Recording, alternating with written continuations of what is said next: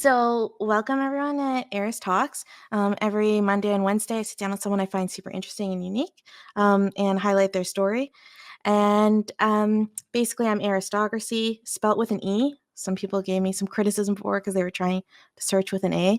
Um, I love learning, engaging with ideas, both based and crazy, but just with the principle of charity.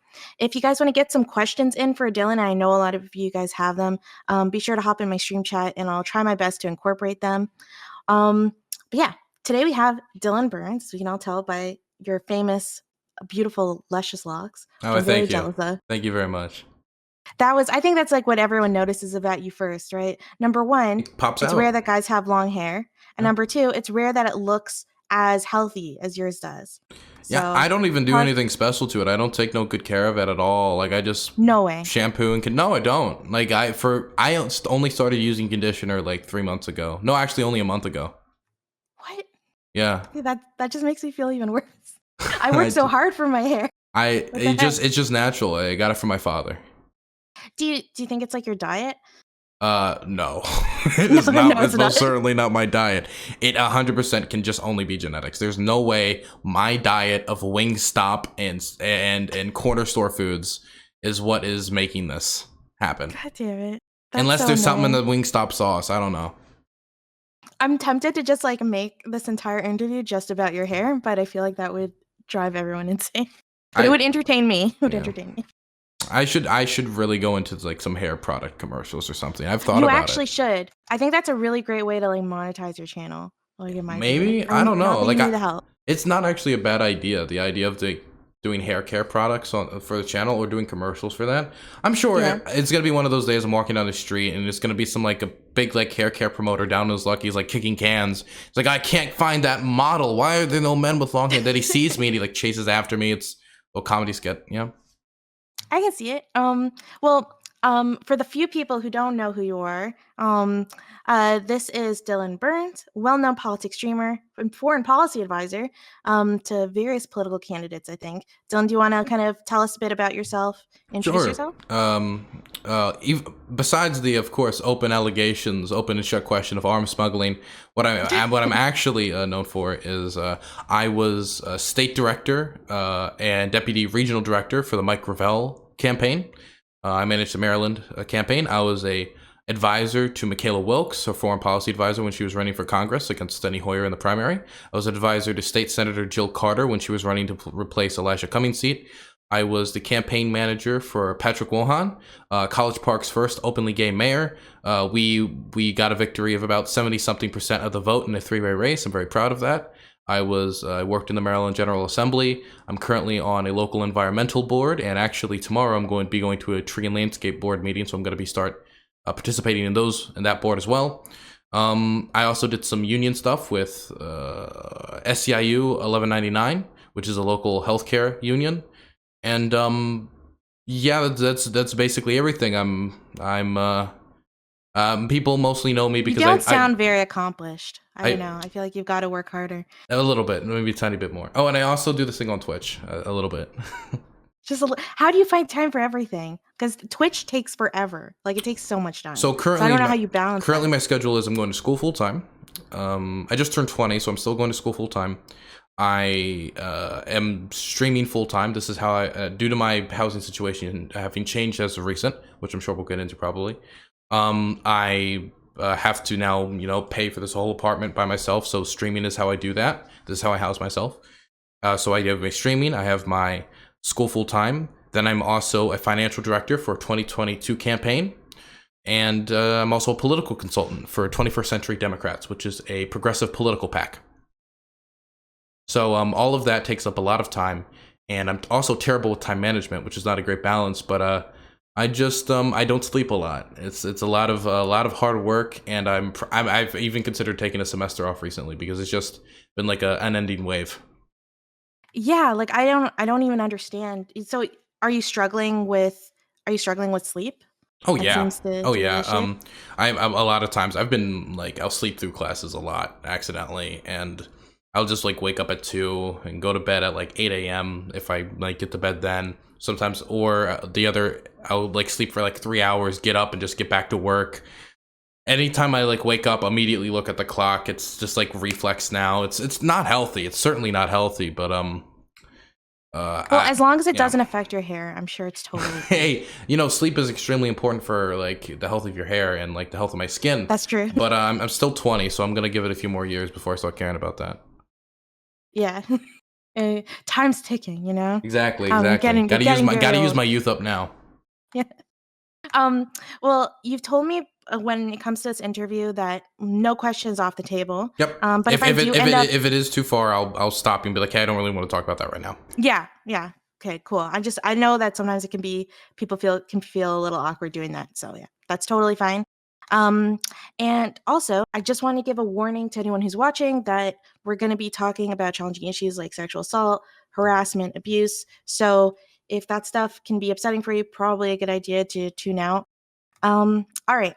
So I guess like in general, tell me, how did you get into streaming? Like how did this all start? So I was not a big Twitch guy growing up. I was actually a big YouTube guy. A lot of people don't know this, but I was actually a Minecraft YouTuber when I was younger. Uh, Really? if you look up a channel called CowPal, which is now it's public information, so I don't care. You'll find me when I was like 12 with not recording the screen. I had a camera recording the screen, and the titles are misspelled. I after the first few videos, I was very embarrassed about how high my voice was because you hear your voice differently, and so in the last Mhm. few videos, I fake lowered my voice, and so because when I grew up, I grew up actually like reacting to like Minecraft YouTubers and stuff like that. Streaming was something that was more recent. That's probably 2018, probably more 2019. But again, it was through YouTube that I got introduced to streamers like Stephen Bunnell, also known as Destiny. I know you interviewed them, and a few other streamers. Mhm. Um, and through my political work, a few of those streamers wanted to have conversations with me, and I got an extremely positive reaction of being able to speak in front of Yeah. these larger crowds. Before I spoke at like the University of Maryland in front of what like YDSA, talking about Rojava, talking about Soleimani, but this was like a whole new like area, like in front of so many more people. And due to that positive reaction and me being able to do somewhat okay in front of a crowd, I thought, you know what, this could be a good avenue. This could be a good project, but this will be a side project. And eventually, I guess I did okay. So now it's a full-time thing. So yeah, that's how I got into Yeah, streaming, it worked really. out. So like wait, you said that you got this really positive reaction when you started talking about this stuff in online platforms. Were you kind of surprised by that? A little bit. The thing is, obviously, I know that like me talking about foreign policy, and this is why I've diversified my content a lot more. I now do panel shows. We're now in the beta stages of doing a dating show for LGBT people, actually. I'm really excited about that, by the way. We're thank you. I'm excited for it too.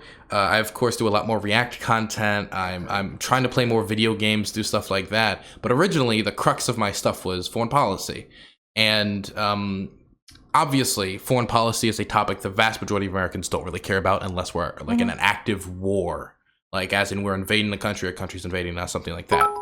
And so, with that in mind, the idea that people were going to care at all was like a far off idea. I just thought maybe I could get one or two streamers to rethink about their foreign policy, but the audiences seemed to respond positively because I guess a lot of people would just like they'd say, "Oh, this thing happened in the news," and that would be the level of analysis that happens, Yeah. or it would be like a lot of people just having these vague general ideas of like, well, we need to kill the terrorists. Oh, we need to pull out of the Middle East. And that's basically all the analysis that would be done. Yeah, there was no nuance in that Zero, conversation. zero. If you ask Palestine, Israel, which I know this is like a big thing for you, it was either like, yeah, well, Israel has a right to exist, or Israel did a horrible, and that's like the depth of the Mhm. conversation where nobody would touch a period. I still don't touch Palestine and Israel on my stream because it's too toxic of a conversation.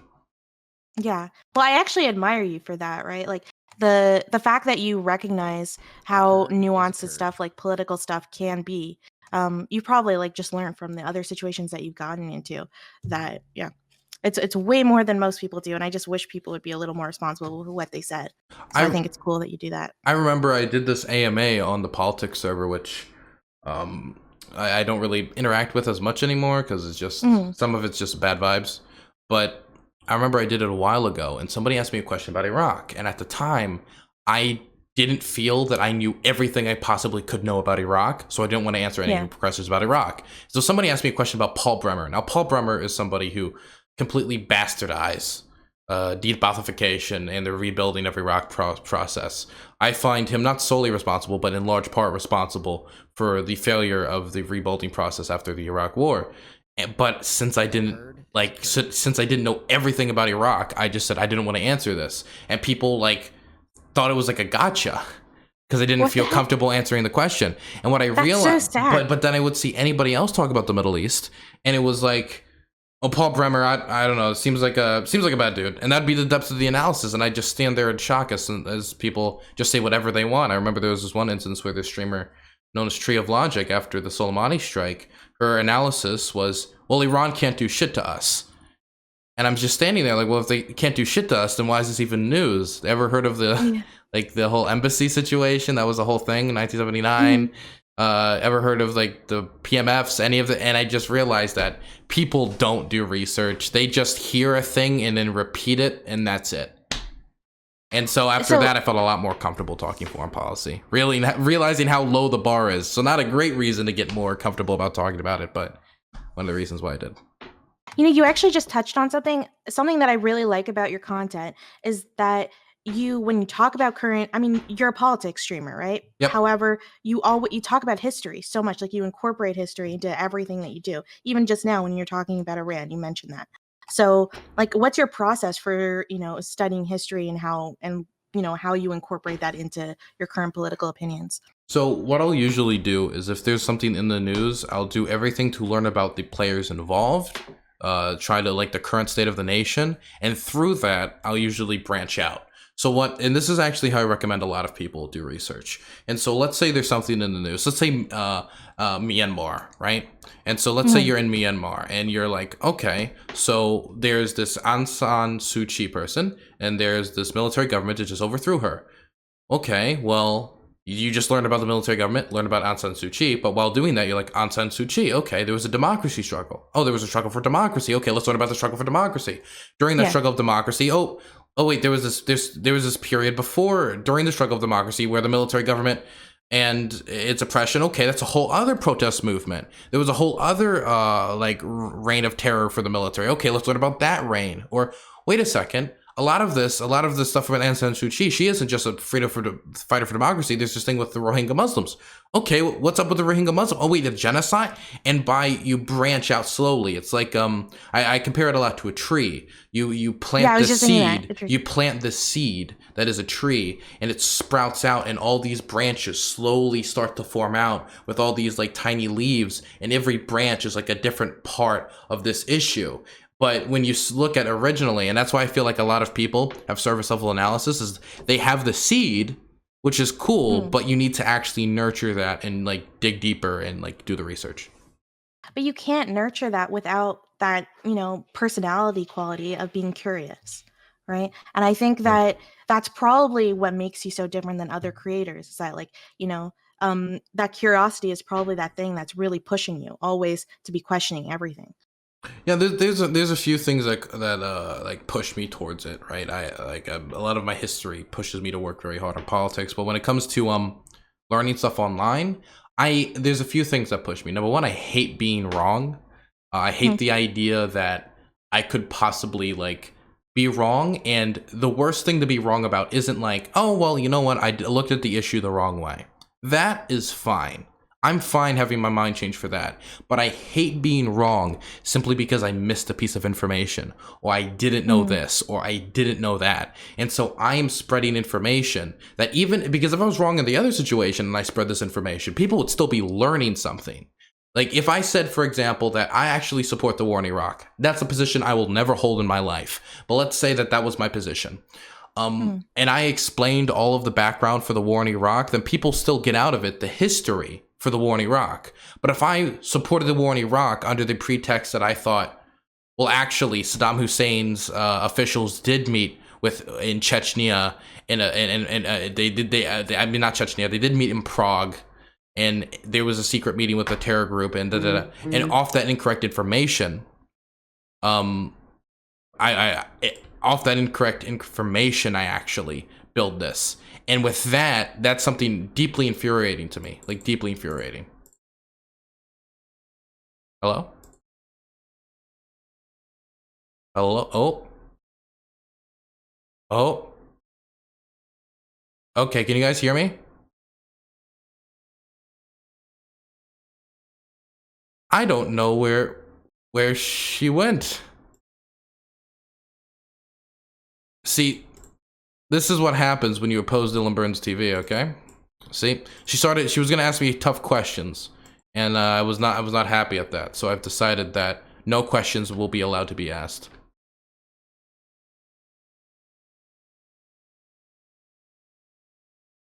One second.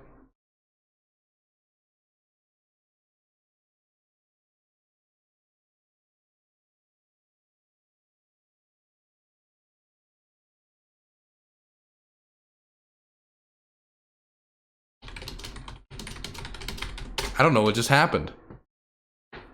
Oh, I don't know what just happened there. Yeah, that was so annoying because you were in like this really great rant. Yeah, you know what?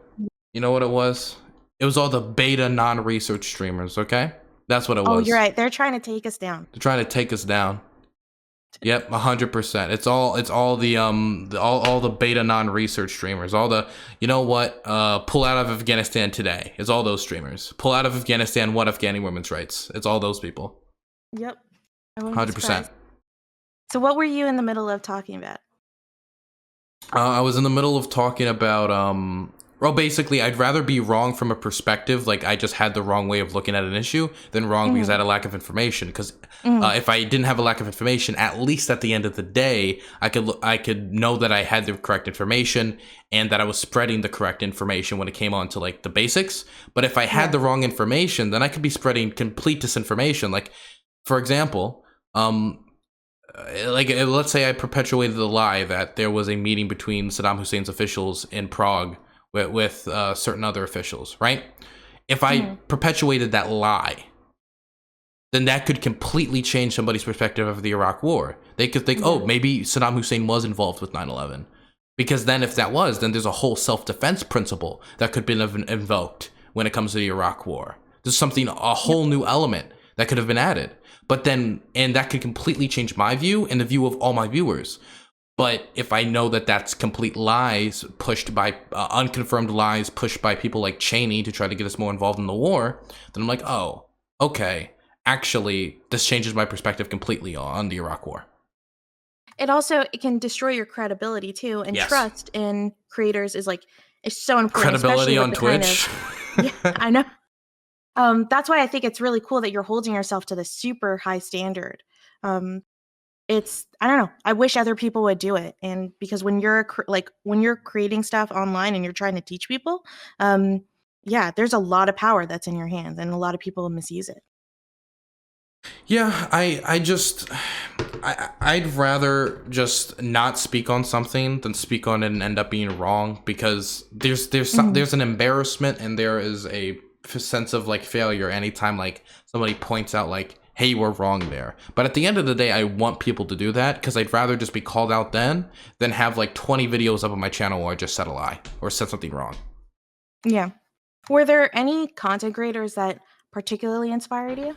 I think you mentioned Destiny. Content creators that inspired me? Not really when it comes to the foreign policy front. There's not a lot of people online talking foreign policy, so there's nothing there. I would say that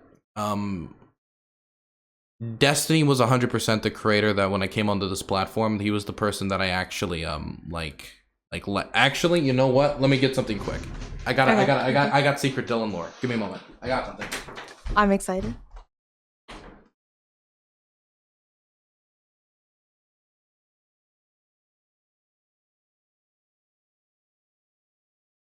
Yeah, everyone in chat is just talking about how much they appreciate the nuance. It's cool. Like, it didn't seem like people actually like that stuff. I wonder if there's a lot of creators that do want to be nuanced, but they felt like pressured by the fact that they thought it was unpopular. You know? That's why I think it's really cool that someone like Dylan's being successful. He's kind of found that balance with entertainment and also being really responsible with the knowledge that he puts out there. Sorry about the squeaking. It's my dog. The Zelda emotes.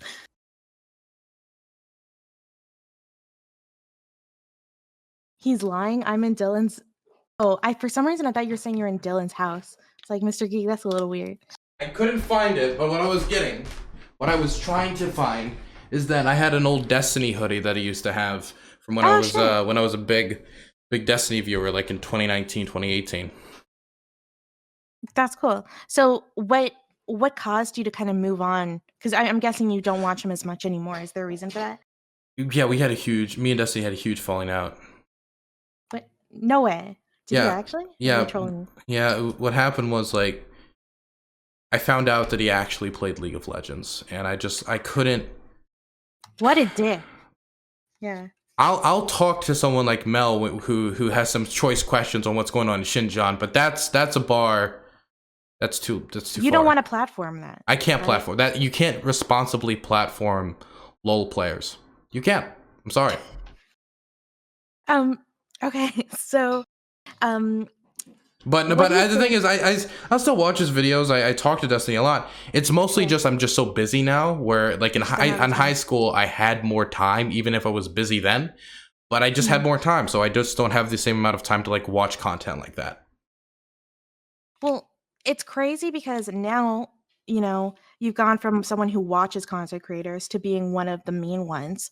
So you've grown to be basically one of like the main figures in the Twitch politics community. Um, if you had to That's a guess, weird thing to hear. is that, but it's true, right? Like, especially lately, you've really, really grown a lot. So what do you think if you're just to be like super full of yourself, like right now, right? Okay. Um, what do you think has attracted people like to your content? I think one would be consistency. I work very, very hard to have a consistent schedule, and taking Hmm. a day off is like a thing that takes a lot. For example, I didn't take a day off until very recently yesterday, and that was only after I got like updates about my father's like chemo and like a bunch Oh of other yeah. stuff and like a huge workload. And I was like, okay, I'm taking today off. I'm sorry. I consistency is a big part of it. Like people Mhm. knowing when to tune into your streams, super important. Hippy Dippy, I remember we had like a 5 month streak of just never missing a show. And it was every Friday. Like that level of Yeah. consistency was extremely difficult to keep. I mean, people remember like when I was homeless, I still got the Hippy Dippy Championship. I was homeless and doing the Hippy Dippy Championship at the same time. That's when I That first heard about you. Like, I remember thinking, this I don't know, this guy is insane. Like, sorry, that's so ableist to say, but this is, like, amazing that you could actually accomplish all of that stuff while going through something so personally, like, crazy. it's I've always dealt with trauma or like traumatic events by just working more. And so for me, that was a big thing. Someone tried to strangle me to death, and well, I'm sure we'll get into it later. But I used the opportunity to just work really really hard. That would be a second thing. I guess the third thing would be the foreign policy stuff. If there is a foreign policy viewer on Twitch who cares about foreign policy, this is really the only place you can go to get that content on a consistent Mhm. basis. I don't do as much foreign policy as I used to, but it's still the most out of all the other political streamers. So that would be Yeah. I fill a niche that nobody else really fills. And I would say the last one is I try to have a pretty decent community. And oh, and you know what? Here's another one. There's not a lot of left wingers who go out of their way consistently to go talk to right wingers, and I do that a lot Yeah. on a consistent basis. I would say a good 80% of my like debates and conversations are with right wingers because my main priority isn't arguing or debating the left all the time. It is what I see as the significant the side of the political spectrum that is doing the most harm to the country, in my opinion, and Mhm. is being the biggest detriment to progress. That is what I'm trying to target my anger, target my criticism at. I'd rather do that than like argue with the left on neopronouns. Yeah, I think that that's a criticism in general that the left needs to hear. Like anyone, I think I need to hear that sometimes because you can get in the habit of criticizing the people you're around all the time. You need to remind yourself like there are bigger issues at play here. So yeah, that's totally, totally fair. Um, so you mentioned that you've had a lot of challenges in your life, especially with your upbringing. Could you Mm-hmm. tell me a bit more, at least, about like your family and growing up? Uh, well, my mother, she was a heroin addict. She used heroin when she was pregnant with me. She used heroin, assumingly till Um, the day she passed away in 2017. It's actually I'm sorry I about don't that. have a lot of tattoos, but one of the few I do is a tattoo right here, in remembrance of her. My father was a construction worker who fell like 3 stories off a building and got disabled, so he was not going to be able to take care of me either. And I know he also had his own alcohol and drug problems and stuff of that sort. Wow. So due to that, I had a lot of. Obviously, I was very lucky not to get any medical problems due to the heroin use. I did get things like ADHD, but that's something that's there's medicines and stuff for that more nowadays. Mhm. And but due to that more shaky household, and she would eventually end up being a homeless resident in DC. She would not always all the time come to school to pick me up, and so I had a very traumatic experience when I was 5 at one of the old schools I went to, where I was left at school and somebody took that opportunity to rape me. So that would be a traumatic experience that happened. And basically, shortly after that, I was taken in and raised by my grandparents in the city, which is I now call home, and I call as they basically raised me, which is College Park. And if it wasn't for them, I wouldn't have had that chance at life. And I'm very, very, very thankful for it. And then there's other stuff that's like been challenging in my life, but that's the basics. That's the most of the backstory. So, like, what did your mom know to you, like, when you were 5 years old? No, she didn't know. She died before I told her that. It's weird because when you're a man and you're raped, you don't really Yeah. realize it when you're that young, and when you have a society that doesn't that a rape victim isn't really supposed to be a man unless it's like the butt of a joke in Yeah. a prison. So when I just saw it as like a thing that happened, and it really was more of a more recent revelation. I was like, oh, I was raped. It was a revelation for me. The only like representation I can think of, even men who's been sexually assaulted in media, is like Terry Crews, and Yeah. I remember the reaction he got from people like Wendy Williams and Yep. other daytime commentators. So she did not know that. That's not something she knew before she passed away. No. Is there a part of you like, are you grateful that she didn't know, or do you wish you could have told her? I feel like I know she must know to some extent the amount of damage her drug use did to me Mhm. by her not being there. The amount of like birthdays and stuff she missed where I'm waiting by the window and she never enters, and uh, it has that type of an impact on it. But I do think that she should have known the full impact that her irresponsible actions had on my life. I do A think turd is that a was turd. something she should have known before she passed.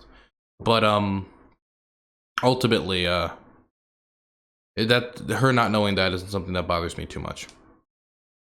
How do you balance having, like, criticism and being real about, the issue, like, the realities or the consequences of, your mom's, like, drug use and, like, addiction had, versus also, you know, missing her? Because 'Cause I'm guessing because of that tattoo that you have, you miss her and you still loved her, right? Yeah, I still loved her. It's a weird mental thing I have to deal with. Where on one hand, I miss her because she was my mother and she was a very kind woman, and I know she loved me, and Mhm. and I see it as a lost opportunity for her to have been my mom. But on the other hand, she is also the source of most of, if not like a good amount of my troubles when it comes to abandonment issues, when it comes to mental health issues, when it comes to the fact that I could have been born with disabilities when she was using heroin when she Mhm. was pregnant with me, to, of course, the rape. I mean, I had to confront depression at a very early time in my life. I don't talk about it often, even on stream. But I remember when I was 12, I tried to kill myself. The only reason it didn't work was because Wow. I didn't know how to tie a knot properly because I was 12. Um, Yeah. and for me, it's a weird thing because her struggles and what she went through when it comes to addiction and poverty and homelessness uh, helped motivate me to get involved in politics because I wanted to help deal with the issues that made her have to go through that. Yeah. And I guess for me getting this more deeper analysis of these societal issues and what prompts addiction and what propels addiction and issues with homelessness and stuff like that has made it so I'm not going to be able to forgive her for what she did. And it is kind of weird to think that the person whose irresponsibility led to me going through all this is the person who led me to do all my work today. But Yeah. ultimately, I see her as a victim of a system, even if she does have some responsibility in that. Mhm. And I think that um, it's more important that I go after that system than point a finger at my mother and like cast her aside and forget about her, because I think I learned a valuable lesson through that. I don't understand, like, how you're 19, right? I just turned 20. Oh, you just turned 20. Well, happy birthday. I don't Thank you. understand how you can be 20 years old and have such like a nuanced and honest, like, and reflective view on your past. Like, I don't know. That that seems kind of nuts to me. Like, I commend you on that shit. Most people don't ever get to that kind of point in their life in general. Um, It's something you got to think about, and I yeah. guess it's just since I've had to work hard. I've had to deal with all these things at a very early age, and so when these things happen to you so early, you have years and years and years to think about them. And when they're such a large part of your life, and not just like a traumatic experience I resolved, there's never going to be a point where I've closed the book on this chapter when it comes to that trauma doing something. I can Yeah. have like a close on the chapter of that having control of my life when it comes Mhm. to having like a mental stranglehold or something like that. But it's something that I reflect on a decent amount, and if it's propelling a very large section of my work, which is probably the biggest part of my life, then I have to reflect on it. I have to think about it, because it's something that propels me to keep working. There's a lot of pain there, there's a lot of anger there, there's a lot of sorrow there. And without it, I wouldn't be doing the work that I'm doing today. And with how much I work, of course, I think about it quite a lot. Yeah. Um, I noticed that when you talk about your past abuse, you seem to be very specific in your language. Like, you say that you're a rape survivor.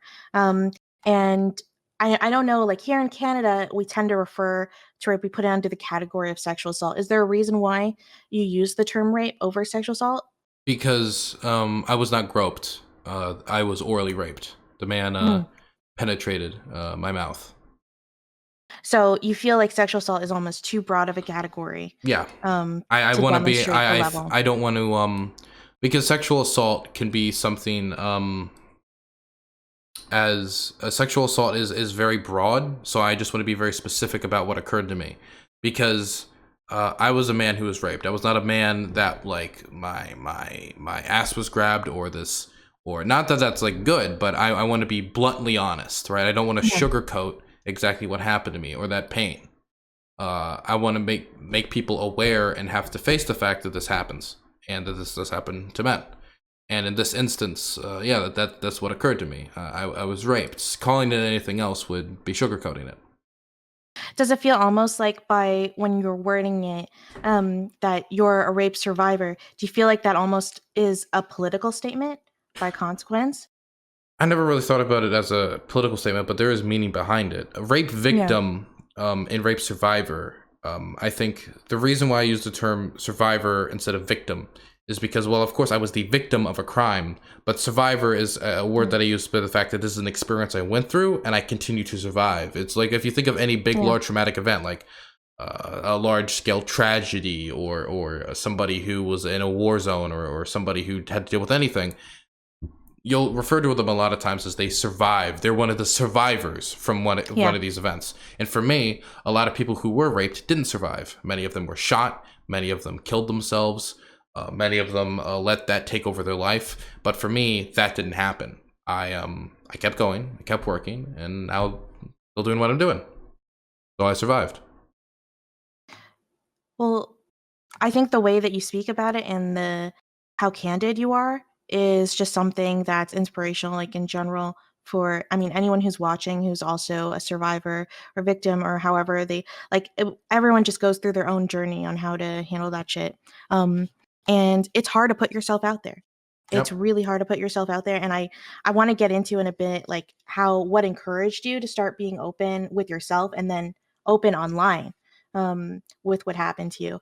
But first, I want to talk about, like, do you know, with the person who did this, and just, if you are not comfortable, like, feel free to just mention that. Okay. With the person who did this, did anything ever happen to them? Like, were there any consequences for their behavior?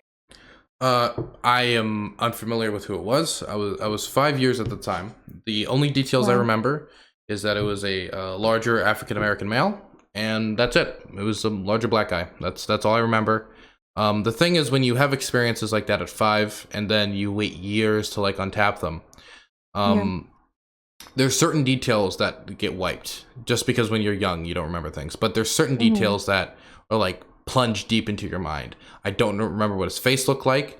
I I remember that there was like I was surrounded by Legos, but the thing that gets me the most is there's one detail that I remember vividly. Anytime I talk about it, it comes back to me, and it's the taste, which is probably the worst thing I could have remembered Yeah. out of all the details. So so I have no clue where they are. I hope that wherever they are, that they have stopped doing such activities, that they were eventually caught, and that they are getting reformative treatment so that nobody else can be hurt by them. Is there like a part of you that, I mean, obviously now because of how long it's been, there's probably very little chance that you'll have, legal justice, Yeah, there's no in the chance. sense of it. There's no case. There's no case whatsoever. Yeah. But Does that make things harder for you? it doesn't make it harder for me as this idea that I want revenge. I don't want Mhm. revenge. I just want to make sure that nobody else gets raped, that nobody else gets hurt. Yeah. And so the biggest thing that gets me is the fact that there's no way I would be able to catch this individual with the details that I've laid out. So I just hope that's again why I really hope that it's just this individual eventually was caught, got reformative just got the treatment that was necessary to like make sure this never happens again, and that nobody else got raped by this individual. Was that a journey for you, not wanting revenge? Right? Um, Because I feel like that's often a human instinct. yeah, but I try to be consistent on what I think, and I am Yeah. somebody who's against the death penalty. And when I think about it, I think about how the death penalty has been applied historically against mentally disabled people, disproportionately against black people, and it still is to this day, and how a lot of people have been killed on death row. And when I think of things like the death penalty, that I would only grab for because it has no detriment. If you look at nations that have the death penalty compared to nations that don't Mhm. have the death penalty, it doesn't discourage any crime. There's no evidence for that. So for me to have a thing like the death penalty, it would only be for this feeling of revenge and justice. And that's not what I want out of it. I just don't want anybody else to be hurt. I don't want anybody else to be hurt by that. It's like if I was to if I, nobody a good example would be nobody wants to, well, this isn't true, but if I want healthcare reform, I don't Yeah. afterwards, after we achieve it, just go break the kneecaps and deny healthcare to everybody who was in the other lobby. That would be ridiculous. And it doesn't help anybody. All it does is increase the suffering in the world, and nobody after getting revenge really, really feels better. The vast majority of data shows that after somebody like they execute the person who committed a crime, that the family usually, when looking at it, when it's for example a murder case, Mhm. feel actually sadder because they thought their family member was going to come back for some reason after it happened. So revenge doesn't solve anything, but making it so nobody else can ever feel that pain, I think is much more consequential and a lot Yeah. better. It's weird, like, I'm 10 years older than you, and I still feel like I have like, getting to where you are feels like the goal, of being that measured, but I have all this, like, anger. I normally I'm not a very angry person, but when I think about, people who perpetuate this kinda stuff and victims, um, it just I can't help it. I get, like, really, really angry towards abusers and perpetrators. That's something like the death penalty, even though obviously there's tons of issues with how it gets carried out, it feels like it feels like a good thing. Like it feels like I want like those people bad things to happen to those people, but I recognize it's super emotional. So I don't know. I hope I get to the place because obviously it feels like that's the more correct way to go about it. But yeah, that anger is just hard to get over. Yeah, the thing is, I'm still angry. I'm still motivated a Yeah. lot by this deeper anger I have and feel towards everything that happened. It's just I think I'd rather point that anger towards the system that perpetuates these things and allows these things to go unabated than towards any individual or person. Because the thing is, I just don't want anybody else to have to feel that angry. Yeah. Did if you take yourself back to that moment, and I know that that's really hard, but did you ever feel like shame or like did you blame yourself for what happened like when you were a kid? Um, no, I didn't ever feel shame about that. That did have other effects. Like obviously, it made me sexually active a lot younger, which Mhm. was extremely harmful. And of course, other people, and that's not a good thing to be sexually active when you're like 8 or 9 and 10. Mhm. Like it makes you, it accelerates your sexual maturity at an extremely young age, which has an extremely detrimental effect. I never felt shame over it. Um, and until like I realized exactly what happened, and then of course there was like this idea of like feeling degraded and less of a man. But a lot of that I didn't feel at the time Mm. because maybe I wasn't socialized to that point, or I think a lot of it That was came later when you were m- a teenager? maybe. But I think a lot of it just had to do with the fact that I just pushed it to the side. I just saw it as a thing that happened, not as I was Yeah. raped. Do you think that that was like a healthy coping mechanism? At least when, when you're a child and you still don't have like the tools to deal with that kind of trauma? Do I think it was a healthy coping mechanism? No, I think it should have been addressed then and there, but Yeah. I I didn't know where to go. My mother certainly didn't have the resources to bring me to any therapists or anything like that. Mhm. I do wish it was addressed a lot earlier because I think that a lot of the like mental problems I had could have been addressed earlier on, and I think that it might have helped me like revert to like a normal kind of sexual like evolution as a youth. Yeah. Well, you're now like you're so open about it, and I'm sure it's still challenging. But what was the thing? Like, what was the journey you went through to be open with yourself about it and be open with the internet about it? I have my ex and I remember had a conversation with my ex, and it was we were just talking about stuff, and I remember just randomly thinking about it because it just came up. Usually it's just as some random memory, not something I really thought of that much. And I said to them like what occurred, and I kind of me and them basically like realized that I was raped. It was like this just Yeah. realization. I just thought of this thing that happened to me back in the past. Was like, wait a second, that was rape. That Yeah. I never looked at that like rape. That was rape.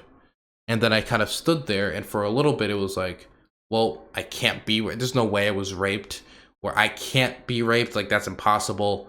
To feeling like emasculated almost. Even though again I was Yeah. 5, what I was supposed to do. And I go through all these emotions, and it's still something that's kind of hard to process.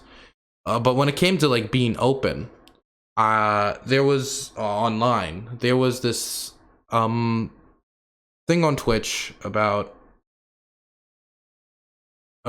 people being the victim of, I think it was like sexual harassment or sexual assault. I forget the exact thing, but there's always been a problem on Twitch with sexual harassment and sexual assault, especially at conventions, especially like in like tournaments and stuff like that. It's always been extremely toxic when it comes to that.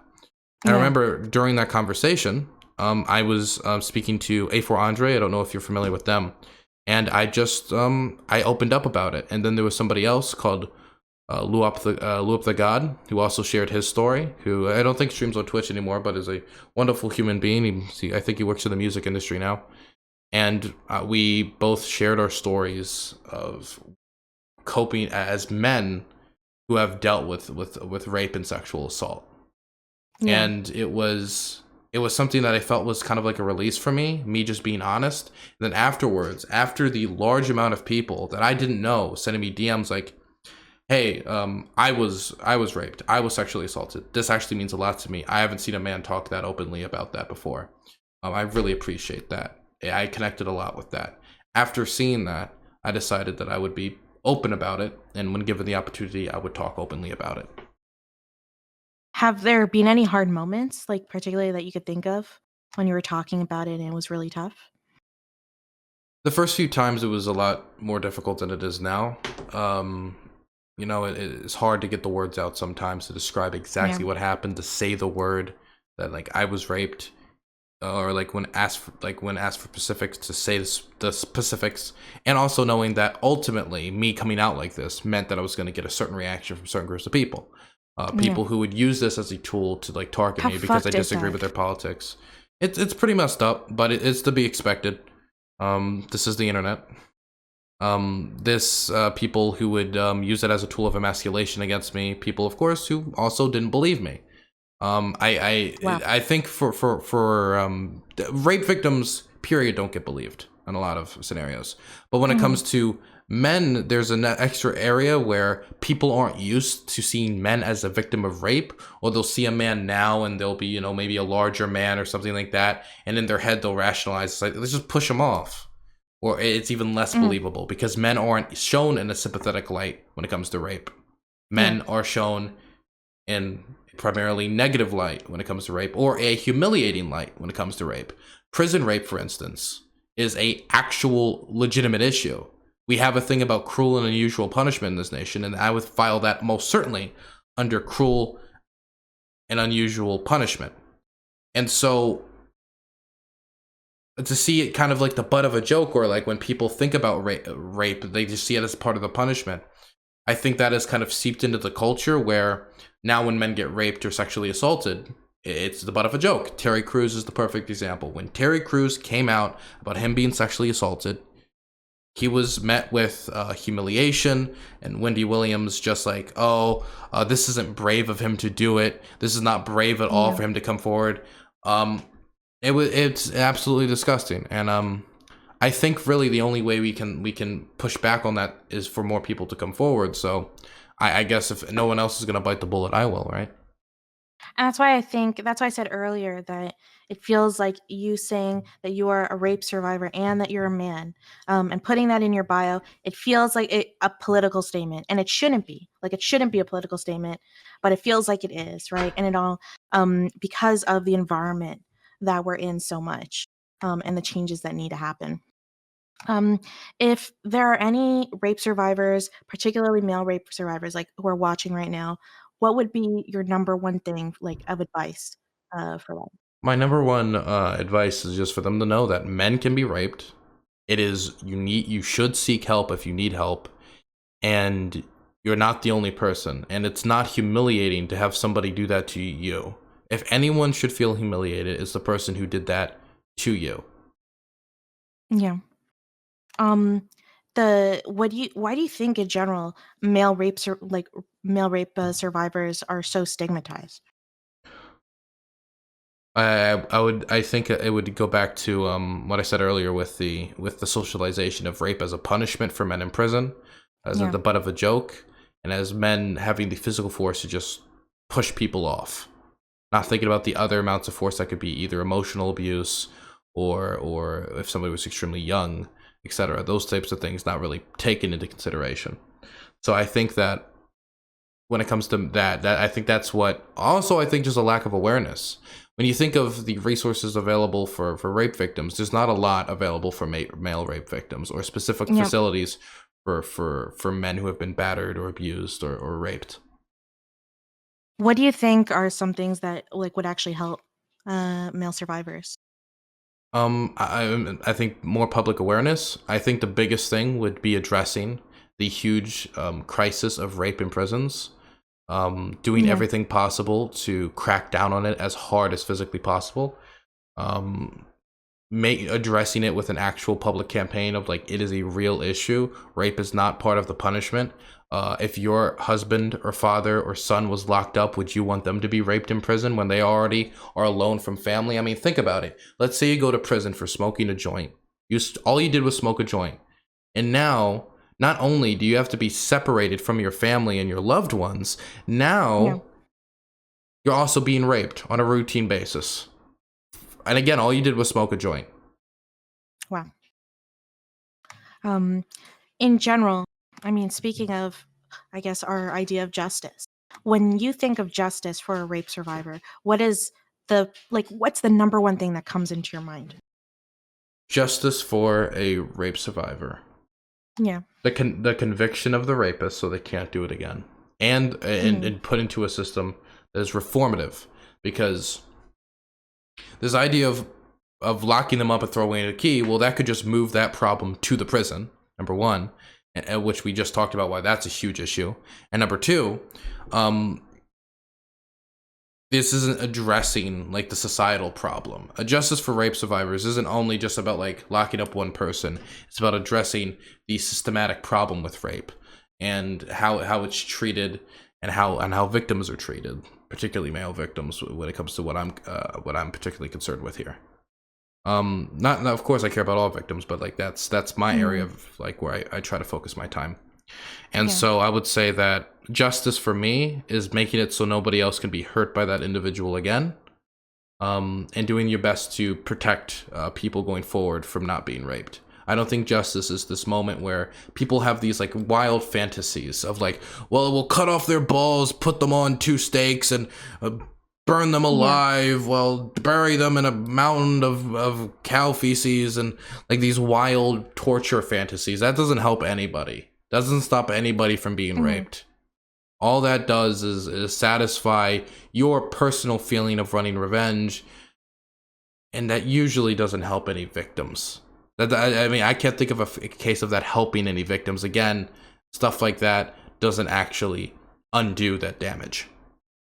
Is there a way you can fit retribution in and it not be like, revenge or torture style? Like, even something as simple as the abuser acknowledging what they did, apologizing, and doing like some community service or some kind of thing that they have to do to pay for what they did. Yeah, I mean, I'm not against the idea that of rape victims, I mean, rape perpetrators, rapists, having to either give like large sums of money to shelters, Mhm. or having to pay back in some other way. Most certainly learn exactly and be clearly shown why what they did was terrible, so they'd never do it again if they were ever released back into society. Those are the types of things I would be interested in. I'm not interested in this kind of wild, toxic type of we're gonna torture people in prison like fantasies that many people push. Yeah.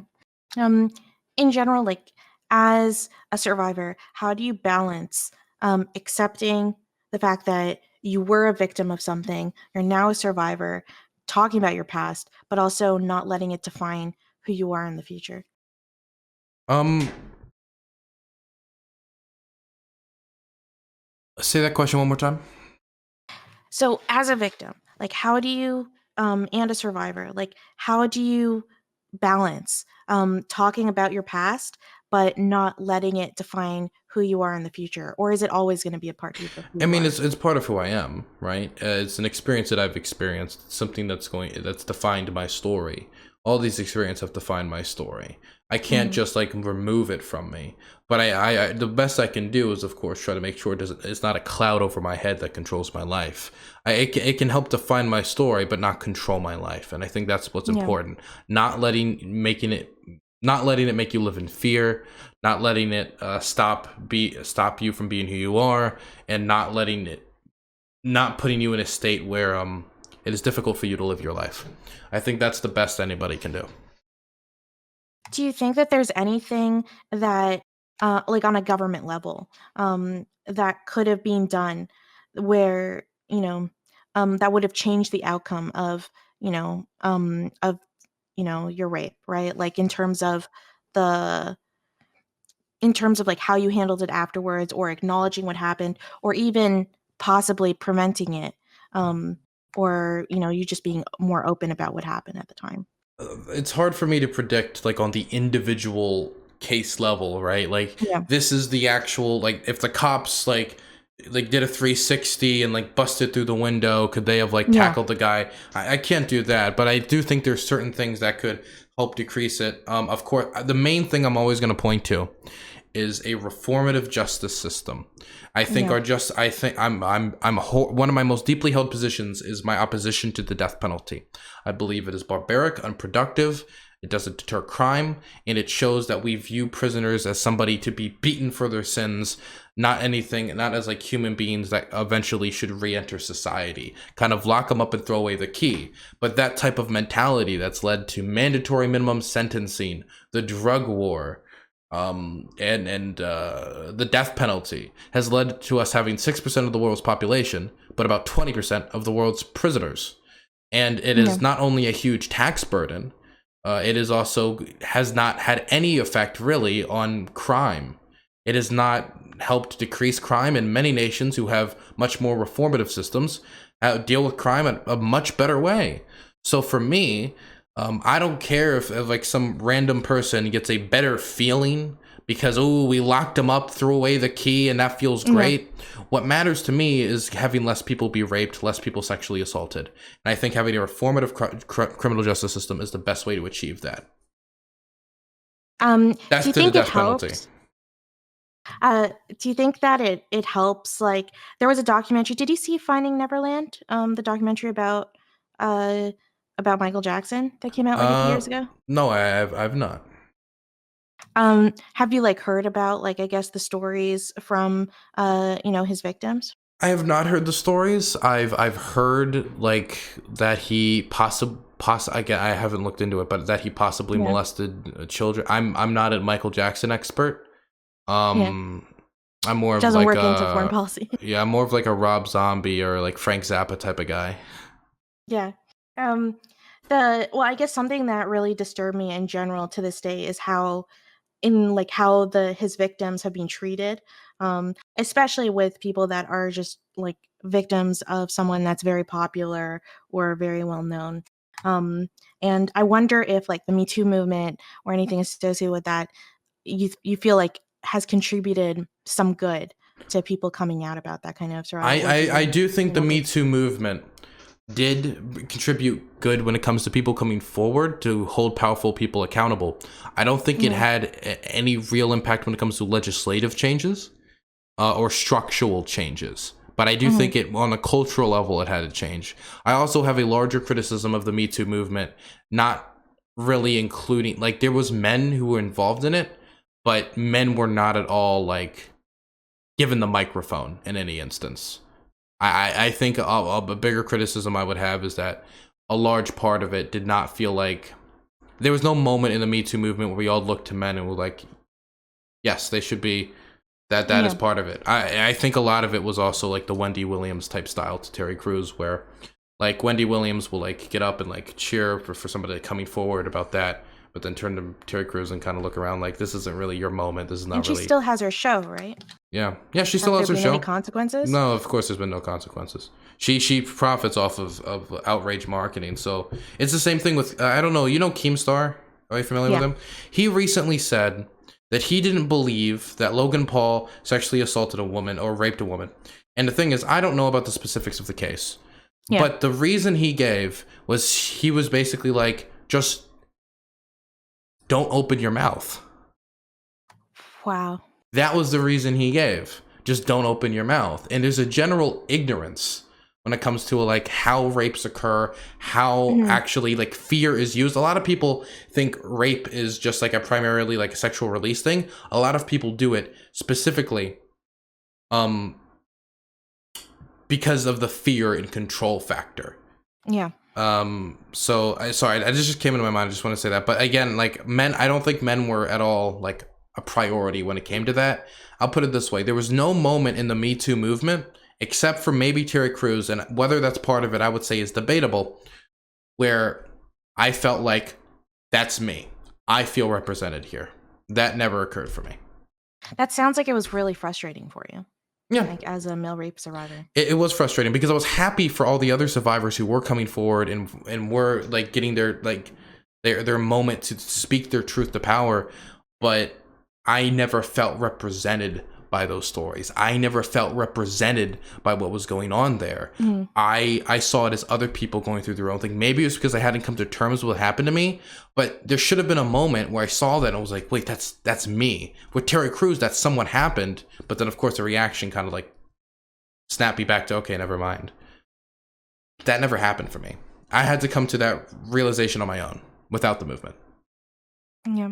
I think, like, especially when you look at yourself now, you're 20 years old, Yep. incredibly young, right? You have a successful career as a streamer. You also have a successful career as a political activist, like something that most people do not accomplish at all, like throughout the entire lives. Yet, Hmm. is there a part of you that's particularly proud of what you've accomplished considering all of the shit that happened to you? Well, of course. Anybody who's in politics is an egomaniac to some extent.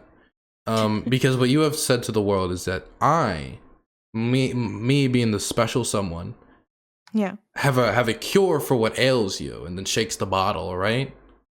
That I for some reason think that what I think about politics is actually the solution to an issue, that I hold the power to do it, I Mhm. hold the truth. So to some extent I have to be proud of what I've done up to this point, but there's also like a feeling of regret.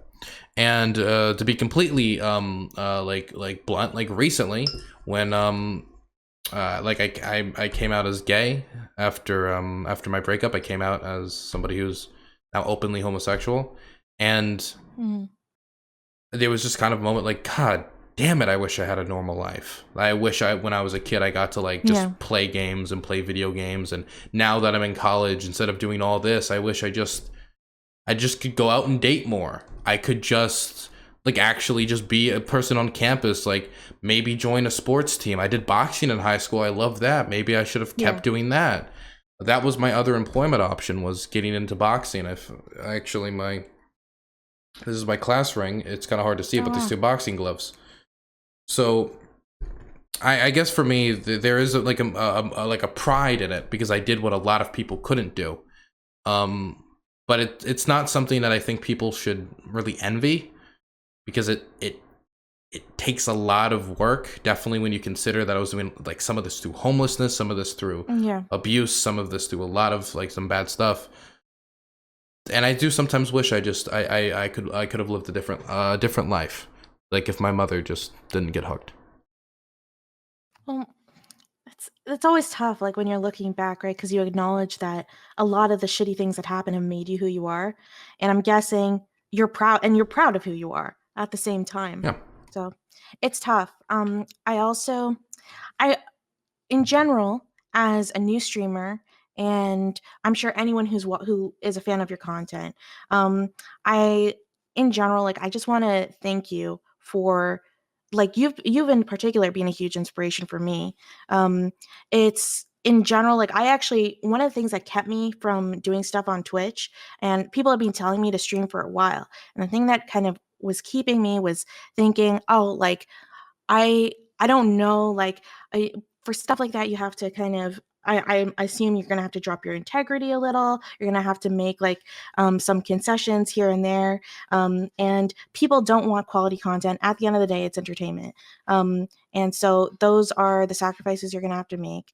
And in general, and I don't know, like, you know, there's probably multitude of reasons, but I feel like you're one of the primary people who have brought really quality content to Twitch that's not like it's you balance entertainment with also being really responsible for what you do, especially to the politics like panel community. So Yeah, yeah, thanks for that. Panels is a complicated game, because a lot of Mhm. people, and I'm somebody who works in politics. There's nobody who would love if I could just say that, hey, all I need to do is just take my politics, put it on Twitch, and boom, it's a success. That doesn't work. I tried that for the first 6 months of streaming. It failed Yeah. miserably. I was the 20 to 30 viewer Andy.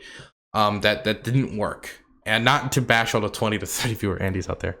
Um, but what I needed to realize ultimately, and I had to do this while balancing with integrity, that you can't take an issue like politics that has war and poverty and healthcare and economics and these Mhm. complicated social political issues, and the few moments people have out of their lives that have to deal with COVID, poverty, war, depression, and work from their 9 to 5s with no union representation, and they want to spend that time learning about complicated multi-state trade agreements on Yeah. Twitch.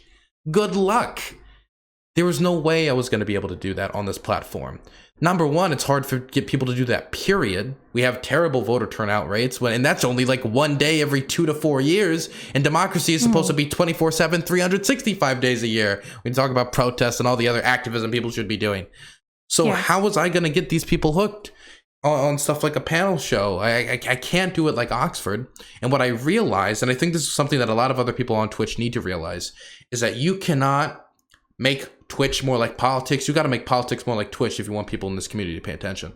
And that's where like my hippy dippy panel show came in. And that also came in with a separate desire that I wanted to see the right and the left talk more on the platform, because there was no other dialogue. Every panel show on Twitch at that point, and I would say basically every panel show except for maybe like one exception now, possibly, which I would give over to John Burke as the other exception, but he doesn't do it super consistently.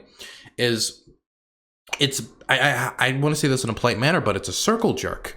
A bunch of people who agree with each other in a circle talking about how right they all are and they all agree. Or if they're disagreement, it's like, well, I believe we should give workers $27. Well, I believe $28. Well, I believe $29.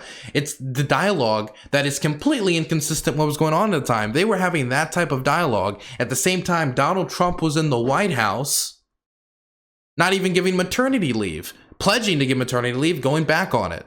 Somebody was talking about banning Muslims from entering the United States. And yet we were in a circle talking to the people who are already on our side. And so that's something that angered me. So I needed to do something to make politics more like Twitch, while at the same time filling that void that was filled, that I think needed to be filled. And that's where Hippy Dippy was born. And originally it was just a round table, and then we did like this thing called the Showdown, which was 1v1, and I continually evolved it into eventually the Hippy Dippy Championship, which I know is especially like, and we had the Hippy Dippy Rumble and all these different events that I think and then we even have like a real wrestling belt that goes to somebody who's a really, really good debater, really, really good at having these conversations. And we promote it with promos that people kind of like shoot on each other. And it's like this huge thing that I think is like a ambassadorship to the rest of Twitch to say, hey, I know these topics are boring. I know you work all day. I know the last thing you want to do when you get home is listen about these complicated stuff. Just try it out. There's stuff that's more intense than this, but just start with this. Start with this format, which I know you're somewhat familiar with in other areas. We've doing it in some unique ways. And that's what I want Hippy Dippy to be going forward. An ambassadorship to the rest of Twitch to bring more people onto the side of it. And trying to balance that entertainment value with the integrity and standards of the regulations that I place on the show is definitely a difficult task, but I think it's a necessary balance that needs to be made, because the two extremes of complete chaos or a dictatorship where everybody just raises their hands before speaking, there has to be a balance if you're going to appeal to a wider audience. I can't currently hear you, actually. Hello? Yeah, now I can hear you. Now I can. Now I can't hear you again. Oh my god. Okay. That's super weird. Okay. I think, does it work now? Now I can hear you. Okay, cool. Sorry about that. What's crazy to me is how legitimate it's become. And I mean, and now it doesn't seem so crazy because seeing how much thought and work you put into it, but it's kind of feeling, and maybe I'm just like in this Twitch bubble, but kind of feels like the Academy Awards of like debating, you know? Like it feels like that legitimate. So you must be like really fucking, like, that's really cool. Like to see like someone like Vosh, like really proud of holding that belt. And that's something that he really it's the one big thing in his background. If you look at his background, the one thing that sticks out is always that belt. It's always the belt. And when every time I introduce somebody to the idea, they're like, wait, there's a real belt? They're blown away. I remember John Burke Live didn't know when he was watching into the Hippy Dippy Championship match it was a real belt. And then he sees it and he's blown away by it. And I will say that right now I am the largest political panel show on Twitch. I run it. I run the largest political panel show. There is nobody that gets close to the show I do. Yep. The closest I would say would be Prime Show, but that's a completely different model. We appeal to different markets. His is Quantity. And I do think it's pretty quality, but I concentrate on having one good show a week and producing these larger shows now with the Hippy Dippy Championship, trying to diversify. And I think there would maybe be John Burks, but again, just not a big presence on Twitch comparatively. But like, I'm not trying to bask in this. I don't want this to be we're the WWE and now the WCW is gone. We're on top. We're good. Because back in the day, I every day I would compare how my show was doing to Tree of Logics, and that would be the one. And Tree of Logic back in the old days, people don't know. A lot of people are new to my community. Tree of Logic banned anyone from going onto her panel show who ever went on mine if they were conservative. Tried to literally dry up all the guests I hand out, run me out of business. Yeah. It failed. It failed miserably. And she got banned off the platform for doing a few too many TOS violations. But those days were rocky for the show. Those days were rocky. And instead of me like now sitting in this position, I want to keep growing it. That's why I'm thinking of like Hippy Dippy Championship. Okay, that's not enough. Let's do a Rumble. Let's do a different format. Okay, how about we make more belts? I've been talking about doing tag team titles for tag team events for people who work well together, making tag teams to do stuff. The dating show, which of course is not a championship stuff, but it's still going to fall under the Hippy Dippy brand. The brand is expanding, and I want it to continue to grow. I want to keep innovating with it. Yourself. Yeah, and there's so many good matches I want to make, and I've been trying to make.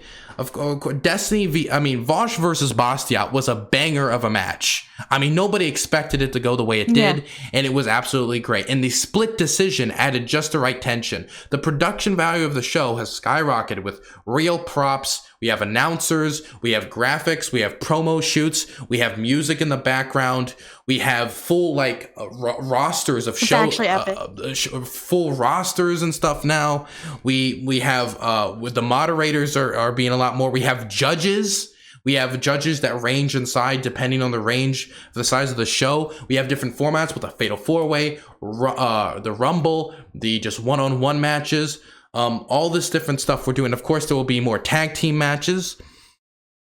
It's constantly expanding, but all I can think about is what can we do next? What can we do different? And it is stressful at times. Sometimes I think about throwing the towel in, but every time I end up not doing it, I never regret it, because it always it just do something. It's just this big new match, this big new thing. And right now I just want to keep growing it, keep doing new things, and keep growing the show, because without Hippy Dippy I would not have the audience I have now. I wouldn't. It would just not. It just wouldn't be the case.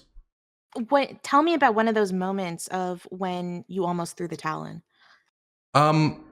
There was a streamer called Endernax. I don't think a lot of people are familiar with them. But yeah, I don't know who they're. He tried very hard to make it so no conservative to go on my show. And at that moment, me having to go through all these like private meetings with conservatives to make sure they're still coming on my show, I just thought like, this is too much trouble that it's work. And I was going to just throw in the towel, like, it isn't worth it. I don't want to do this anymore. There's a lot of times where due to my heavy work schedule, organizing panels takes so much work, because you got to coordinate 8 people the Rumble was like 15 people I had to coordinate. And then there was instances of people breaking the rules and all the last second cancellations. There's so many instances where this isn't worth it. This isn't worth it. And then the lack of guests, lack of variety, where I'm having the same people on and having to start a whole new brand called the Hippy Dippy Recruitment Show, which is like the Austin kind of recruitment show. We're trying to bring in new people all the time, trying to bring in new talent, new stars, trying to do something with that. Like it is so difficult at times to keep this engine running that it's like a lot of times I'm like, I should shut off the engine, just do React content. It's so much easier. But every single time I do that, like I get a hint at it. I see like a visceral reaction from my community. Like, don't you dare. Yeah, they won't let you. Yeah. And of course I would think the help from my editor, Mr. Geek, and a person called Danabo definitely helped. They helped me manage this a lot more, and it's a lot easier for me to do it now. Was there do you feel like you're because you're always pushing yourself to be better, right?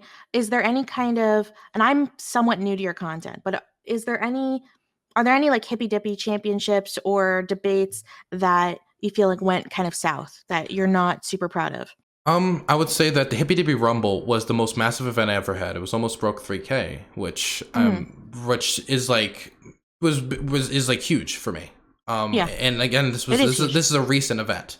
And of course, that's only on one platform. I partnered with Modern Day Debates to do that. That Yeah. was a partnership where I partnered with another brand. That's the first of its kind of two Mhm. things like we're doing on two separate platforms. Because if you look at Twitch contracts, I cannot stream my stuff on YouTube at the same time as Twitch. Technically he can, because he didn't sign a Twitch partnership contract. And Yeah. so we used that loophole so we could broadcast it at the same times. Because Yeah, that's actually really I smart. wanted to connect the YouTube, bring in more communities, connect this stuff. But there was some moments with people like breaking the rules on that, and how much chaos there was in the early rounds, and how much chaos, like I wanted chaos in that. It was a rumble, it was built for that, but there was just too much at times. And I think with a little bit more regulation and being more picky with exactly who we're going to put on that show, it would have been a lot better. I can also think of Who was specifically on that show? we had Shion Head, we had Bastiat, we had Hunter Avalon, we had Wow. Actual Justice Warrior. We of course had Modern Day Debates, who was helping me moderate. We had Actual Jake. We had Demon Mama. We had I Hypocrite with his famous N-word moment, which he's uploaded 2 videos since then trying to justify his use of the N-word on my show. Mhm. He's a unique individual. Um, there was who else was there? There was like so many. Prime Kai's was there. Um, God, there were so many. So critically thinking veteran, who's a veteran of the hippy dippy space at this point. These are a lot of big personalities, right? Yeah, it was a gigantic show. We almost got Destiny. It just didn't end up happening.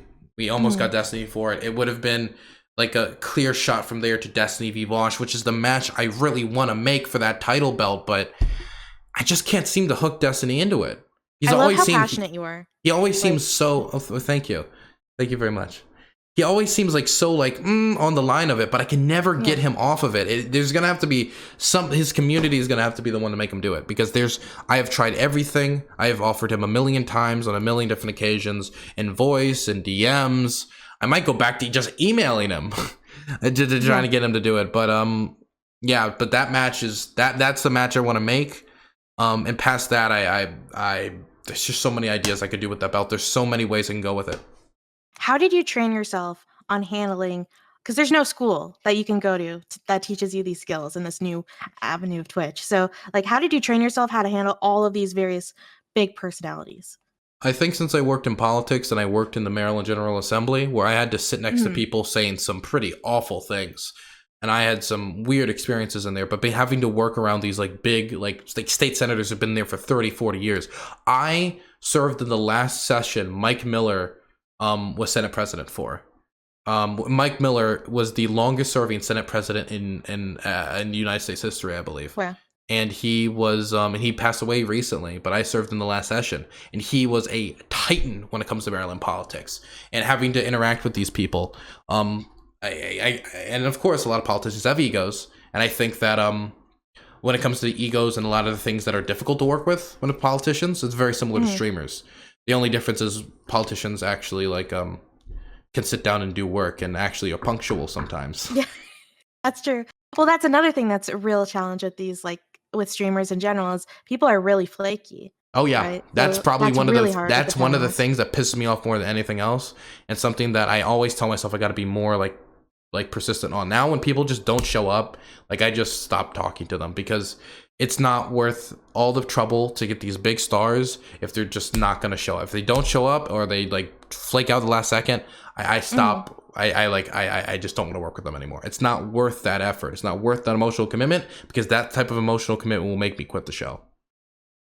Um, could you tell me, like, one of those people that I guess has been pretty flaky that you just, decide not to work with? Republican Nation has did it. The thing about Republican Nation is he sided with, in this case he sided with WCW. He sided with a Tree of Logic, Yeah. and of course that went kind of under. And then recently he came back to me like, hey, I didn't know what I was doing. I was like, sure, okay, show up to this one, and they just didn't show. And since then he's like apologizing. I just haven't responded. There's just no reason to. One person who's been hit or miss for a while has been Drone Tech, who's a kind of like a 70K Andy on YouTube. He like Mhm. sometimes he'll like cancel like the day before, or there'll be like problems with his equipment or something like that. Besides that, you want to know somebody? I remember having, I don't remember the specifics of it. Peter Coffin. I tried to get Peter Coffin on a show. He basically like blue balled me to the last second. It was like, I can be on for like an hour. And I never tried again. That was probably one of the worst ones. Yeah. And someone in my chat was like, I'm taking notes. No, I am not getting into the panel world. That is, I've seen how hard it is, and It I is also a genuinely, vicious yeah, business. Like all the panel yeah, hosts nope, are like publicly nice to each other, but you can tell like when how they like discuss each other's show, they're always trying to outcompete or like try yeah. to outdo each other. It's like a constant I'm thing. so glad you're being honest about that. It's That's really so it's cool. so obvious. Yeah, Like the thing is, I do my best to be nice, but like at the end of the day, these people are my competitors. yeah, Definitely, like for example, John Burke. Like we do our best to like collab where we can. He was on my last WDB championships. I've been on the show multiple times, and but we stream literally at the exact same hours our shows. His is 8 p.m. Mine is 8 p.m. Same day. There's no way we're not competitors when it comes to specifically being on Twitch on that aspect, right? Thankfully, like I've been able to use it to my advantage to like, hey, I don't have enough equipment. I don't have enough people to do Hippy Dippy this week. I have other stuff that's busy. I'll just go on his show and that can make my community's panel fill for the day. Is that free advertising for him? Yes, but that's also less work for me. And of course, he's yeah. come on my show as well. So you always have to So wait. yeah, it's a constant like weighing of it of stuff. And of course, like I disagree with some of the ways other people run their shows, but that's their shows. It's not my business. They can run their shows into the ground if they want. Is it like that's Mm. something? Has that in general? Oh, Oh, I mean, there was even a few. The thing is, like, I gained like kind of a monopoly on it for a while. Chud Logic, I don't know if you know of Chud Knight. He had his whole yeah. thing. I bought that out. I Oh, I didn't I even know. bought it out, put it out of existence. I eliminated the competition. Okay, I did a Vince McMahon. I did a Vince McMahon. One of my I finest appreciate that you're moments. being honest about this because so many streamers like they act like competitions. Like everyone's always trying to be, visually really supportive of one another, but like secretly everyone knows that like It's everyone's good. It's good for competitors. work. It's good for PR. But I mean, the truth is, Mhm. at the end of the day, like we're competitors. Now, thankfully, right? Like you can see if a good way to see that, like if somebody like really doesn't want to screw with you is if they change their schedule around yours. Yeah. If they change it so they're not streaming during your hours. Mhm. So just there's certain panel shows that have specifically chosen not to stream at 8 p.m. on Friday and have moved them multiple Yeah. from Fridays or moved it till after Hippy Dippy ends because they know if they try to compete with Hippy Dippy, they're not going to win Yeah. directly. You can't do that directly. The only Does person who hasn't is John Burke, but again, that's where I love that. I love that competition. It motivates me to do it more and motivates me to work harder. Oh, yeah. I mean, when I was picking the times, when I was getting into streaming and I was trying to pick like when did I want to stream? I rarely stream at this time, right? I'm only doing this because this was the time that you were available. But normally I do 2 p.m. to 5 p.m. and picked that time specifically because I did not want to compete with you. It's like that is not going to be a good time. That's not going to be fun. And yeah, not a good Hey, idea. I So, appreciate you making the wise choice, okay? yeah. I was like, nope, pick your battles, right? Yeah.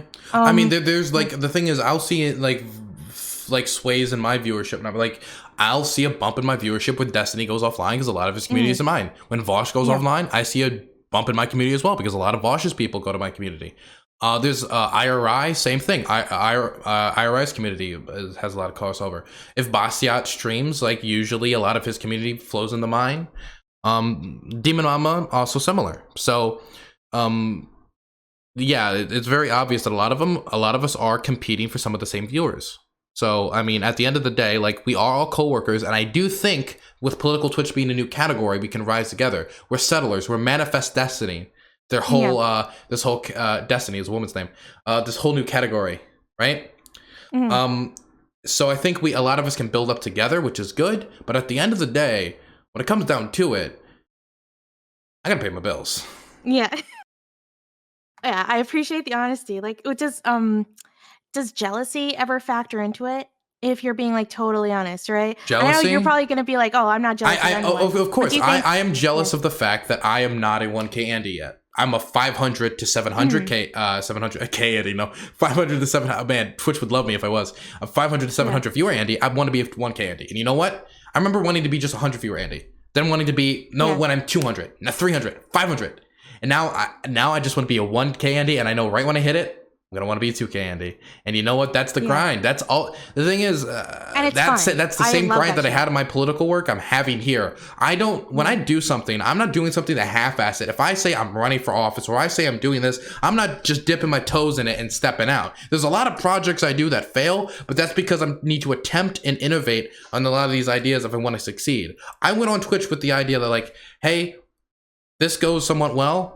I'm gonna go hard on it. And you know what? Now that this is how I house myself, I'm gonna go hard on it, and I'm not gonna be satisfied until I'm like top 1,000 Twitch channels, top 500. Then it'll be top 500. Then I want to be top 100, and it'll just keep going. I just want to keep that climb. Of course, it's like ambitious and everything, but I didn't think I'd make it this far. I remember Shroud back in the day said something along the lines like, "Hey, if you can hold over 400 viewer Andys, like you've made it. If you can do over 400, then you've made it. From there, sky's the limit."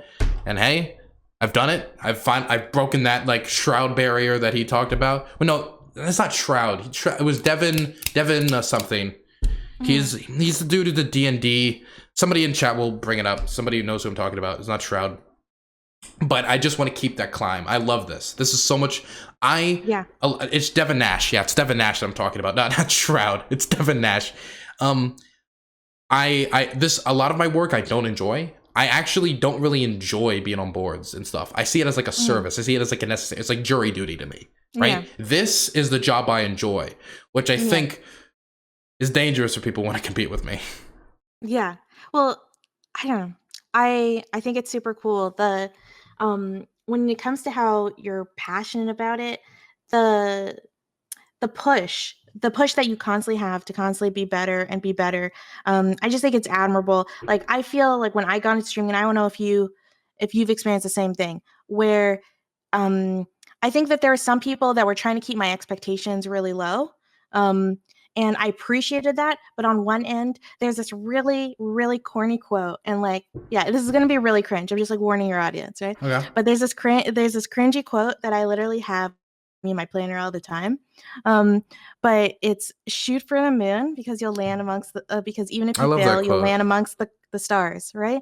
And it sounds, and it's just like it's really worked out for me, like just having my eye on the prize all the time and just taking yourself way more seriously than you probably should be taking yourself. It ends up you end up almost like, I don't know, it feels like it's working out, and it's obviously really worked out for you. And I just think it's an attitude that more people should have, and instead of just shitting on people saying like, oh, you're just full of yourself, I don't know, I think we should be supportive towards that. I aim for like things that for example, like last Hippie Dippy Championship, I wanted 2K live viewers. I wanted to see if I can get the Rumble numbers. I got 1.8 was like the highest I got. Obviously, I didn't hit it. But the fact that I hit 1.8 viewers and I was looking like, damn, I didn't hit 2K. And I was like, wait a second. Like 2 months ago, if I hit 1K, I was going wild. Like 1K was like a massive thing for me.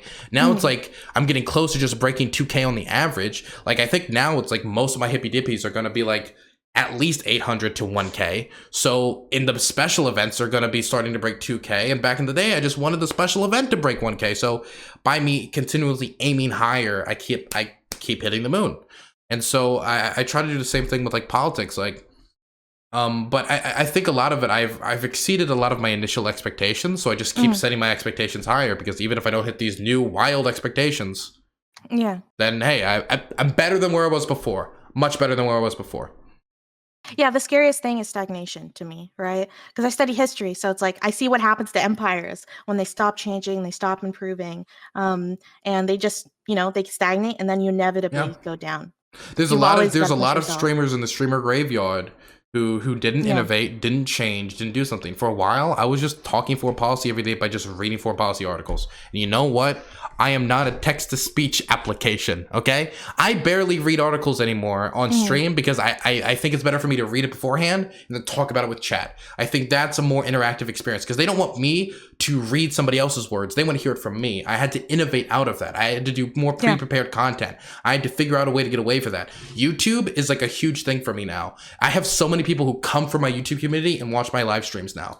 I did not realize how much that would help my discoverability, because Twitch has terrible discoverability. I had to keep innovating. I'm thinking of doing it in Instagram. I'm thinking of doing it in TikTok. There's so much stuff I gotta do and expand on. I'm trying to do soon. I'm gonna try to do, after we're gonna do a Patreon, we have AdSense. I'm gonna be doing multiple daily uploads. No longer just it used to be one every other day. Now it's one every day. Soon it's going to be multiple daily uploads. And so the output is increasing, which is even better for the algorithms on YouTube. Like I just had 22,000 like YouTube subscribers, and you compare that to people like Mike from PA, right? Who has like what, 2K? Like, I'm not trying to hit Mike from PA, but it shows that I'm investing in other areas that other streamers on this platform aren't, because I'm ambitious. I'm thinking about making websites. Hell, I'm thinking about doing stuff that I haven't talked on stream before. I'm thinking about like starting like using this and using the money and influence I make from this, and then investing it in local media in Maryland, which then helps my political career. Yeah. And not to mention, this helps my political career amazingly. Like let me put it this way. Now that I'm single and openly gay, I have an app. I don't know if you heard of it. It's called Grindr. Oh, never heard of that one. Never heard of that one. But they don't like me. It's like a shopping app. Don't worry about it. But I'm getting recognized on Grindr, and that's the weirdest experience in the world. Is that cool? It's kind of cool, but it's also like, now I can't sleep with you. Now I can't now I can't go out with you. This would be a little weird. So you don't want to have sex with your fans? Basically. I don't. Like, the thing is, if I go out and I'm like going to my fans like, hey, I'm the whatever star, I'm not doing that, right? Yeah. But if somebody comes to me and say, oh, I saw your stuff, you're cool, maybe, hypothetically, but right now maybe not. Like, I don't know. Maybe like a fellow content creator would probably be easier, because it feels like less like weird, less like power involved, maybe. It's still a concept that's hard to understand. But if they came to me, it feels less bad, but still it's cool, because I'm seeing that this is helping me locally, that there are candidates coming to me saying, hey, can I come on your show? Hey, I'm running for state council. Can I come on your show and fundraise? Hey, can I do this? Hey, can I do that? People locally following me and seeing my Twitter blow up and be like, whoa, this is weird. I'm more well known than most Maryland politicians, which is a weird thing to wrap my head around. How do you keep your ego in check, right? What ego? Like, I don't know what you're talking about. Because like I feel like I'm going through that. Like I did the Vosh interview the other day, and I'm still like going through every single comment. And whenever I see a nice comment, I'm like, oh, that feels so nice, thank you. And it's breaking the exact advice I got from Vosh to not care and to not get your sense of validation from other people, right? But it's like it's so hard to actually do that. So how do you go about doing that? I do have somewhat of an ego, but I think, again, I say this honestly, and I'm being honest, because other people say, no, I don't have any ego. If you believe that other people should spend their time listening to you speak on the internet instead of spending time with their families doing other stuff, you have to have some sort of an ego. If you think that your words are so important, people need to take time out of their day and listen to you. If you think that you're so big or so whatever, that you can actually, like, you should be the person in power, controlling where the roads are built, where the street lamps are put and making sure that the toilet paper arrives on time, right? So for everybody to buy. You have to have a certain amount of an ego. You got to, of course, keep it in check, because egos don't get dangerous because of like, oh, they rub you the wrong way. Like, at the end of the day, like, that's unpleasant, but who cares? Is when you, the problem with egos is when it limits you by you overestimating yourself and thinking you're invincible. That's when egos get dangerous. Yeah, that's actually, I don't know. I don't know how you're 20 years old. It's making me feel bad about myself. It's okay. I'm like 10 years older, and I'm like, I hear that a lot, but this is what I say in response. And I've done most of this in the last 3 to 4 years, meaning everybody else could do it. Not everybody else, obviously, but like everybody else could do a lot of stuff in their life with a very short amount of time. Like, while you're doing it, it feels like forever. Afterwards, you look back, it's been 3-4 years, and you could do so much in that period of time. And so when people are like, wow, you're so young, you've done so much, what about me? I'm like, you're 30, you're 22, you're 27. You've got so much life ahead of you. You can do so much if you put your mind to it. I'm writing this shit down. Thank you, Dylan. I need to remind myself. So a lot of people in general have kind of, I might be totally wrong about this, but it's just my perception. Can I go use the bathroom quick? No, you're not allowed. Okay, I'm got it. kidding. Next Okay, go. question. Okay, I'll be right back. Whoa, that was fast. It's good. Good having good having a dick. Makes things easier. You were What? so fast. What? That's such a weird thing I for me just to came say. back. Is it good having a dick? I was like, okay. I'm sorry. I I was guess I just like, washed my hands. Okay. I'm sorry that I'm quick with it. I was like, you were so quick. Like, it Yeah, I took mean, you. it's one of the few advantages we got. Okay, look, we got quick bathroom, right? We got quick bathroom time. Yeah. Women have, the first off the Titanic. So I think that's fair. Oh yeah, totally. I'm sure. What a trade. It's a good trade. Um, so something that I wanted to get into before you rudely, didn't listen to my instructions and went to the bathroom, is I've noticed that I'm kind of a Twitch outsider. I'm brand new, and um, it feels like you're kind of being pitted against Prime Ks, right? In terms of like both of your panels. I especially see this on like the Destiny subreddit, where everyone's like comparing you guys all the time, right? And like, does that frustrate you, or do you Destiny's think? community. Sorry, but Destiny's community, Yeah, they give Prime way too much of a hard time in compare. Like, oh my yeah. gosh, they really. Oh my god, I'm sorry. Just continue. This is something I've seen a lot of. Is like, holy smokes. Continue. Yeah, Just no, continue with the question. they definitely do, and they're always like pitting you guys against one another, right? Even though, as you mentioned, you guys do very, very different things. They're both panels, but has that like does that sense of being pitted against someone, is that frustrating, or do you think that just makes you work harder and feel like that competition? I love competition. Yeah, If I love being able, because everybody this I always, if I see anybody else doing better than me, it makes me want to do that. And you know what? That is somewhat toxic, but it's also a huge motivator to me. Anytime I yeah, see somebody like hitting numbers better than me, it's like I got to do better. I got to go harder. I got to go better. And I think that's part of the reason why I'm at where I am right now on Twitch, is because I always want to innovate. And the thing is, like, I have respect for Prime, right? Like yeah, Prime, he organizes 5 to 6 panels a week on top of then also doing the open stuff, hmm, right? Which and he has tried to innovate with his like Prime Royale, which is kind of a copy of the old Raj Royale, which left, and yeah, he took advantage of that market. I innovated in different ways. I am a lot more harsh when it comes to moderation. I hmm, of course did the Hippy Dippy Championship. I had the Rumble, which a lot of people thought was going to be like the Raj Royale, but was a lot different with its format and how people entered at different times, so we weren't always overbearing with 15 people. We play to different audiences, but we also have different comparison. And so the thing is, at the end of the day, from all the comparisons I've seen, I see it seems that I'm being compared in a favorable light, so I have no problem. well, I appreciate the honesty there.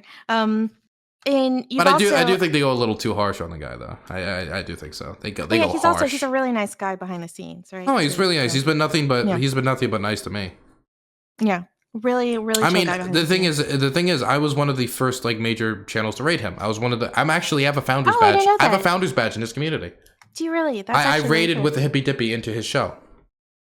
I did not know that. And I did it like a few weeks in a row, and a lot of my people liking panel content, I was sending the panel viewers over, and he gained them. And that's why, to this day, his and my community have some of the most overlap.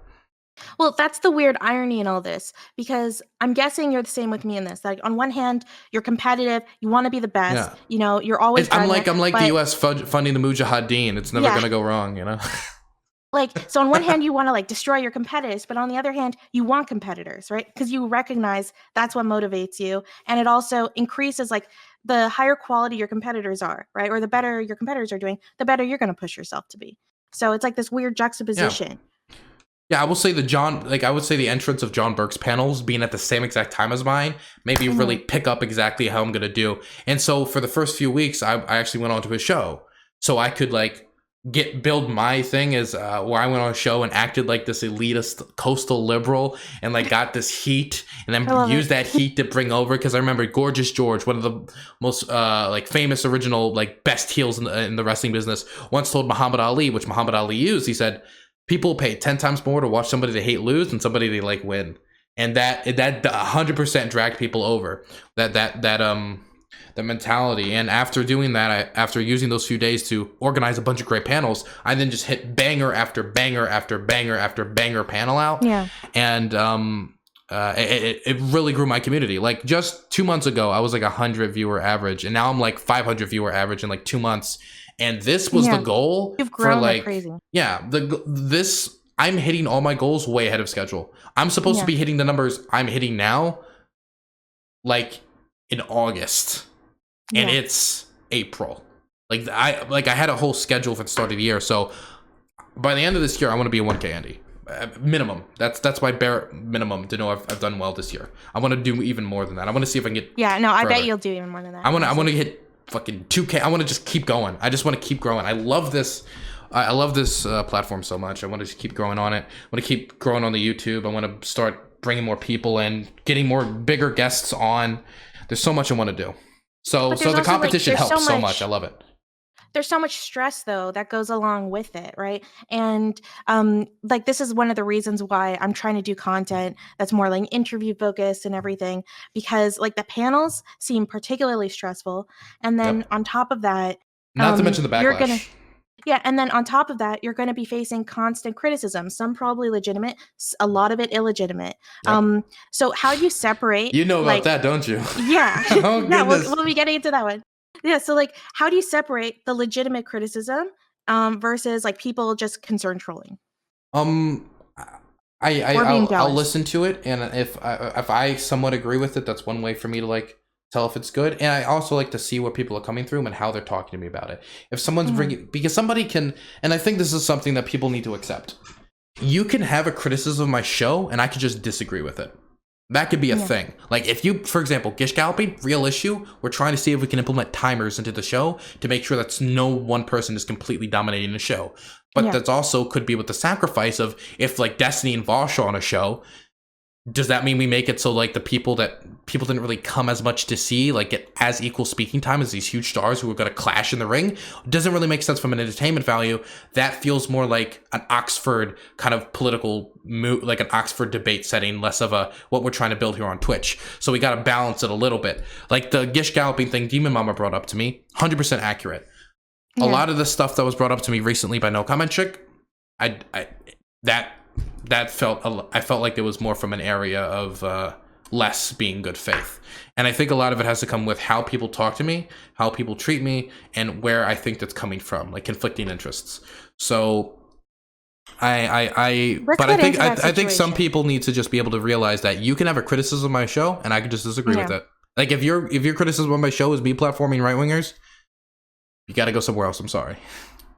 Yeah. Like, because it's not like you haven't considered the negatives, right? You've considered the negatives, you've weighed it with the positives, and you just made a decision. And sometimes that just needs to be respected. There's a lot of work and effort that goes into this. People don't know this. We have secret lists of all the people who have been or we want on our shows. And one of the lists. You have a list. We have the list.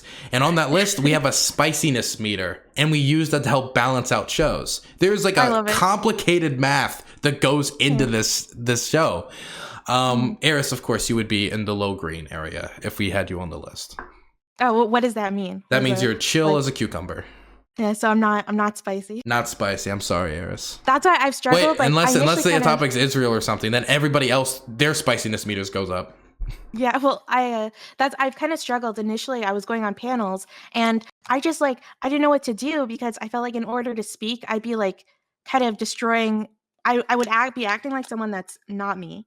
Right. Yeah. And also kind of destroying my own integrity with the things that I value about myself. So that's why I'm so glad I found like this interview kind of niche. I didn't even realize that this was going to be like my thing. Does this mean when I have a scandal, instead of me going to CNN, I can just come to you? Yes. Yeah. Wonderful. Yeah. You know, I want to be the Oprah. Like I'm making an emote right now that's like an Oprah version of me. That's the great. Oprah Twitch. Wait, when you say you're making an Oprah version of you, let's be specific about what exactly you're doing. Like it's not blackface. Okay. Just wanted to say that out there. I just feel like one of like the memes that she's put out, like we'll do something kind of similar. But in general, I feel like there's a huge problem with toxicity and negativity in general, like on Twitch. And you know, I don't know. I feel like that needs to be sometimes counterbalanced, right? Because sometimes 100%. Yeah. It's one of the reasons why I didn't want to compete with you, because I thought like sometimes people want different things at different times. And yeah, just seemed like a losing battle. Hey, Um, I appreciate you building the schedule around me. I hope more streamers do it in the future. yeah, they should all learn from me. Um, the in terms of let's get into the whole thing with No Comment Chick, right? Sure. Because I was like accidentally involved in it. Um, Hmm. and I was talking to Demon Mama last night. We're both like accidentally involved in this whole shit. We're like, no, I'm out of here. Like this is not fun. So I got invited to a panel to be on No Comments Chicks. I think it was Monday, right? Um, Yep. yeah, to be on her panel, and it was about platforming. I assumed I'd had kind of like a big talk about platforming with Dusty and Vosh, and I've dealt with the struggle and had my own journey with learning about responsible platforming. So I assume that's maybe that was me being egotistical, but I assume that's why I was being invited on there. And I mean, I've hung out in No Comments Chick. I think she's a really entertaining streamer. Um, and so I got invited. I show up, because I'm one of the ones that are actually punctual, right? Yep. And I show up, and then you were there, and I was like, I mean, I was pleasantly surprised. I was like, wow, Wait, that was a really big. you were surprised. Yeah, no, I did not know you were So going to be there. so you had no clue that any of the topics had to do with my show. No. She basically told me beforehand that I was going to have allies on the show, like with you and others who were going to agree with my side of the thing, and well, Maybe she just took a guess that was the attitude I was going to take. it But seemed that way. yeah, Yeah. I did not know you were going to be there. I mean, not saying that I wouldn't have been on there. I would have probably, if I thought that you were going to be on there, I probably would have prepped differently.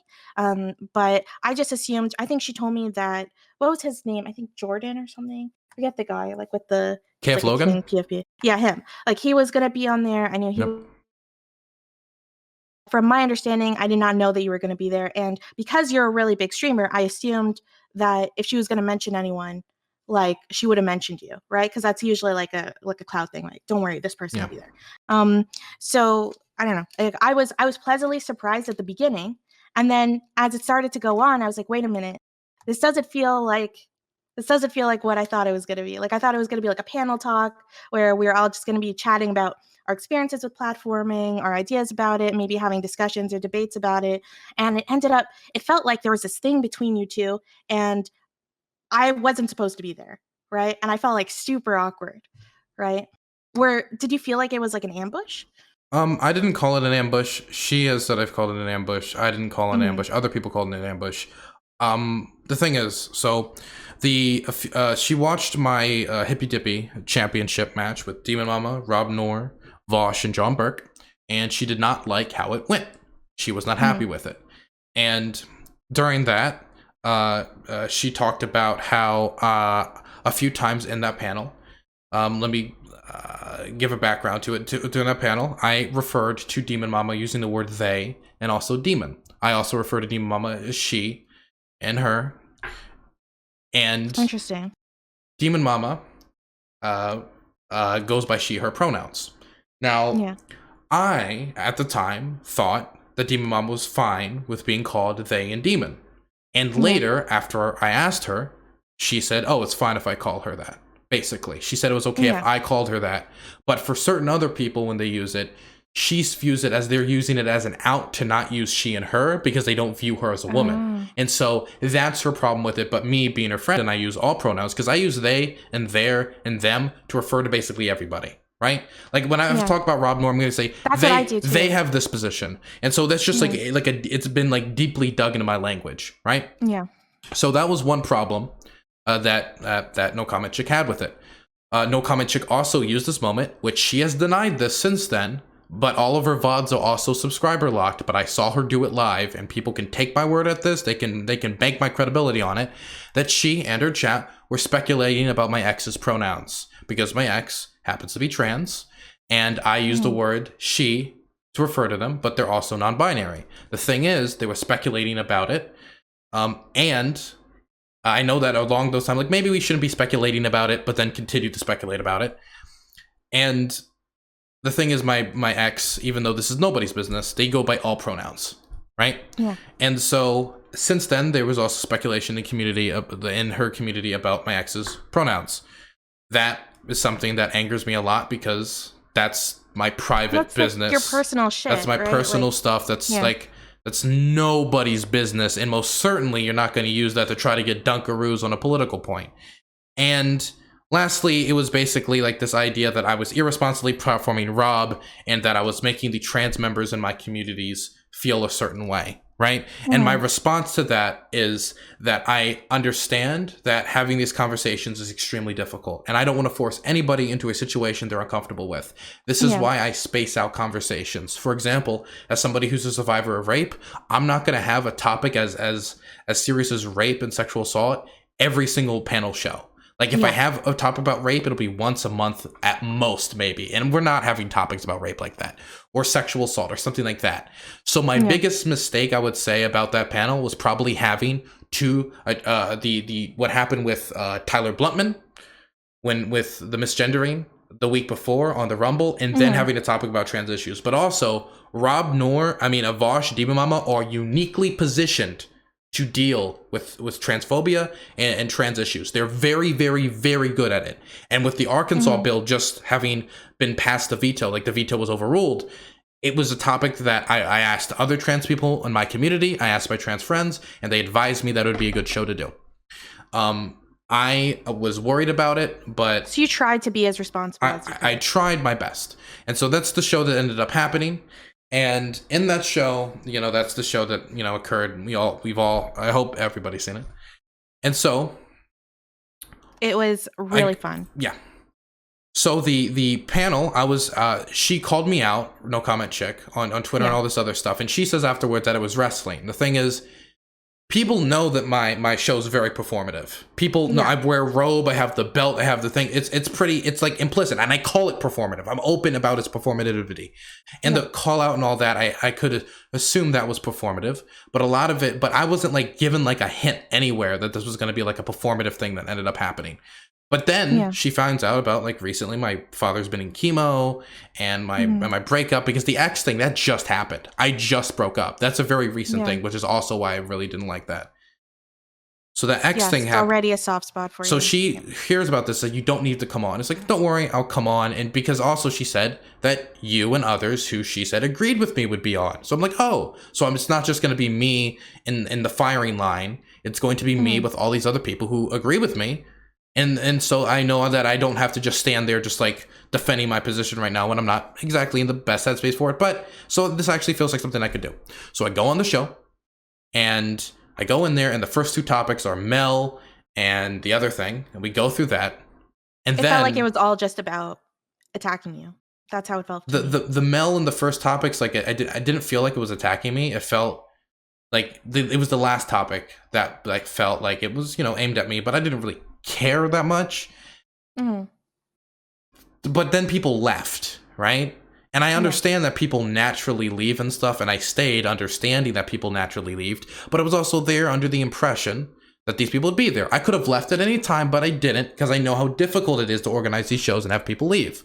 And so I stayed, and eventually you left, and it was just me and Irene made a lot of points towards me, the vast majority of which I think were not really great points. Other people can have different interpretations, but I think either they were not good points. She was either reading just random comments for chat about people that weren't even involved, and like something about Tom, it didn't make any sense. Or the few points she did make, I think I hit out of the park when it came to like gish galloping. It's like, gish galloping is an issue, and I do acknowledge it's an issue. But let's also think about how Vosh and Dimamata dealt with it, and let's actually pull our chats to see how they think they dealt with it, and da-da-da. Oh, seems like chat thinks they did really well. Then I think I hit him out of the park. And there was one question about the Nazbol vortex, that the Nazbol vortex isn't like a real word. It's something Vosh, like a word that Vosh made up for a real world thing. Number one, I don't have Nazbols on my show, so I don't think it really applies in that format. I think the alt-right pipeline would maybe be something more you could possibly apply to my show. And I'm trying to be careful about like not having alt-righters. I've been given a lot of opportunities to have really divisive alt-right figures on my show, and I've not taken it. And so there was that moment where, and I was like, when she brought this term up, and this is the last piece of context I'll give, brought this random term up, I was like, I don't know what Nazbo vortex means, because it's not like an Oxford Dictionary word. It's something Yeah. Vosh made up. It's an internet thing. This is some terminally online terminology, Yeah, right? I don't know what it means. So this is what ended up happening. At the end of it, after all those points were made, and I was sitting there, and you could see I looked pretty awkward, right? At that Yeah. you could see I was kind of The uncomfortable. whole situation was very awkward. And Demon Mama used the word cringe, which Irene really didn't like. And so I was just there. I was playing Breath of the Wild, trying to answer these questions. And at the end of it, I basically just said, like, can I be honest? And she said, be blunt. And I was like, okay. Honestly, I after this, like, I don't feel like this has convinced me to change any of my platforming. In fact, I feel more confident in my platforming than ever. Because if I just stood through like a 3-hour panel where I was supposed to like face like, you know, some criticisms about, and I walk away like feeling like there wasn't like any really like legitimate criticisms I hadn't already talked about. And I said at the end of it, I even prefaced it, except for the few things like gish galloping, which I've said beforehand, I think there needs to be some work done. Like nothing new. Yeah. And so what happened was I thought she disconnected from the call. And I was like, Irene? Okay. And I just went back to playing Breath of the Wild. What actually happened was that she muted and deafened me, put my camera up on the stream. What the heck? And then just basically was like, you've wasted my time, Dylan. I bring you on my show to do all this. This is how trans people in your community feel. And just basically shit talking me. Which she's after the fact said this is wrestling and it's what it is. It's like, that didn't feel like wrestling to me, right? There was no warning beforehand. This was going to be like super performative stuff. That seemed like you venting because you failed to make a substantive criticism. And now you needed to like morally grandstand a little bit in front of your audience because you couldn't make a substantive criticism. So after that happens, I just finished stream. And then I hear that me and Irene had a falling out. I'm like, that's inaccurate. A falling out. I just disagreed with Irene. That's all. Yeah. But then I watch it on Demon Mama's thing because Demon Mama's reacting to it. Because part of the criticism that she had was like around Demon Mama's pronouns and saying that like, I was talking to Demon Mama and using the wrong pronouns, but again, Demon Mama told me like I could use these words to refer to her. She's in control of her own pronouns. Demon Mama is in charge of her pronouns. No Comment Chick isn't. So I don't care what No Comment Chick says about Demon Mama's pronouns. I will refer to Demon Mama how Demon Mama wants me to refer to her. Period. Yeah. So I watch it back and I see this for the first time. I'm like, oh my God, I had no clue she did that. And so I come on and basically say like, this is bizarre. This is really terrible. Did you feel like betrayed? I didn't feel betrayed. I just felt like extremely like disrespected. And like Demon Mama basically agreed with my assessment. And by the way, Irene wanted Demon Mama to react to it. She asked Demon Mama to react to this. She was trying. This was basically her using this last second, drop the elbow, and then giving it to other people to react to it to try to start up this little like drama storm, right? But then Demon Mama, like thinking Demon Mama would react to this and be like, oh, wow, I can't believe Dylan and all this. But that didn't happen. And so Irene got really, really angry and started saying like some really off the wall stuff. I mean, like like, I wonder if Twitch is going to do anything about Dylan. Dylan's a piece of shit. He's a snake. The line, he's dishonest. He's all that, like just like really dug into me and then denied what I brought up in chat. And I went up in chat like to actually like maybe like see if I could like actually repair a bond quick. And because I was going to the chat and people in her chat was still speculating about my ex's pronouns. And I'm like, hey, don't do that. She wouldn't even admit to that. But then she brings up an instance from months ago, which I think I actually have the clip on it. If you really wanted to see it, I could send it to you. But I can actually just tell you what happened on a show 2 months ago. And she brought this out of nowhere to try to kneecap me from 2 months ago, where 2 months ago, we were on a stream where while on her stream, we know it was my stream, it was Hippy Dippy, I said, in reference to her, and her pronouns are she, her, let me be very clear, but I gotta retell the history, so I gotta say it how it is. Yeah. I gotta say it how, like, it happened. I said, okay, it's No Comment Chick's time. It's time for their ending statement, because I do the opening and ending statements, which are really good for formats. I would advise anybody who do panels to do ending and opening statements. Yeah. And she says, oh, it's she, her. And I think in my head, oh, she thinks I said him. So I said, I said they, them. I used they. I said their. And she said, yeah, I understand. Don't worry. Like, it's not an issue. People make the mistake. It's she, her. And I said, oh, okay. And that was the moment. That was the experience from the hippy dippy. And she was using that 2 months later to say that I was trying to tell her what her pronouns could be. And just using this moment out of nowhere, like cynically against me, because now she thought she was defending Demon Mama, but Demon Mama actually didn't agree with it. And Demon So Mama's in like, actually, reality, she'd had this issue for a long time that she and never she been never open brought it about. up. Like, it was just a miscommunication. I thought that it was he, him, and I also used they, there, and like everything. I see it as like, you know, it's a gender neutral word. I just use it for anybody. Like, and if I'll use it by default, but if somebody tells me like don't use they, them in reference to me, okay, I won't do it. Or I try my absolute best. Obviously I'm not perfect. I slip up all the time. No, it's just who I am. But this felt extremely cynical, and blocked me on Twitter, like banned me in her chat, and she just basically like started banning all my fans from her community. What? And then after that, like How did this just go nuclear? Like what I I've thought been it was told, awkward, so what but I've this been seems told by insane. people, and also there's been like I know at least one mod has walked away from her community saying like you're just bullying Dylan at this point.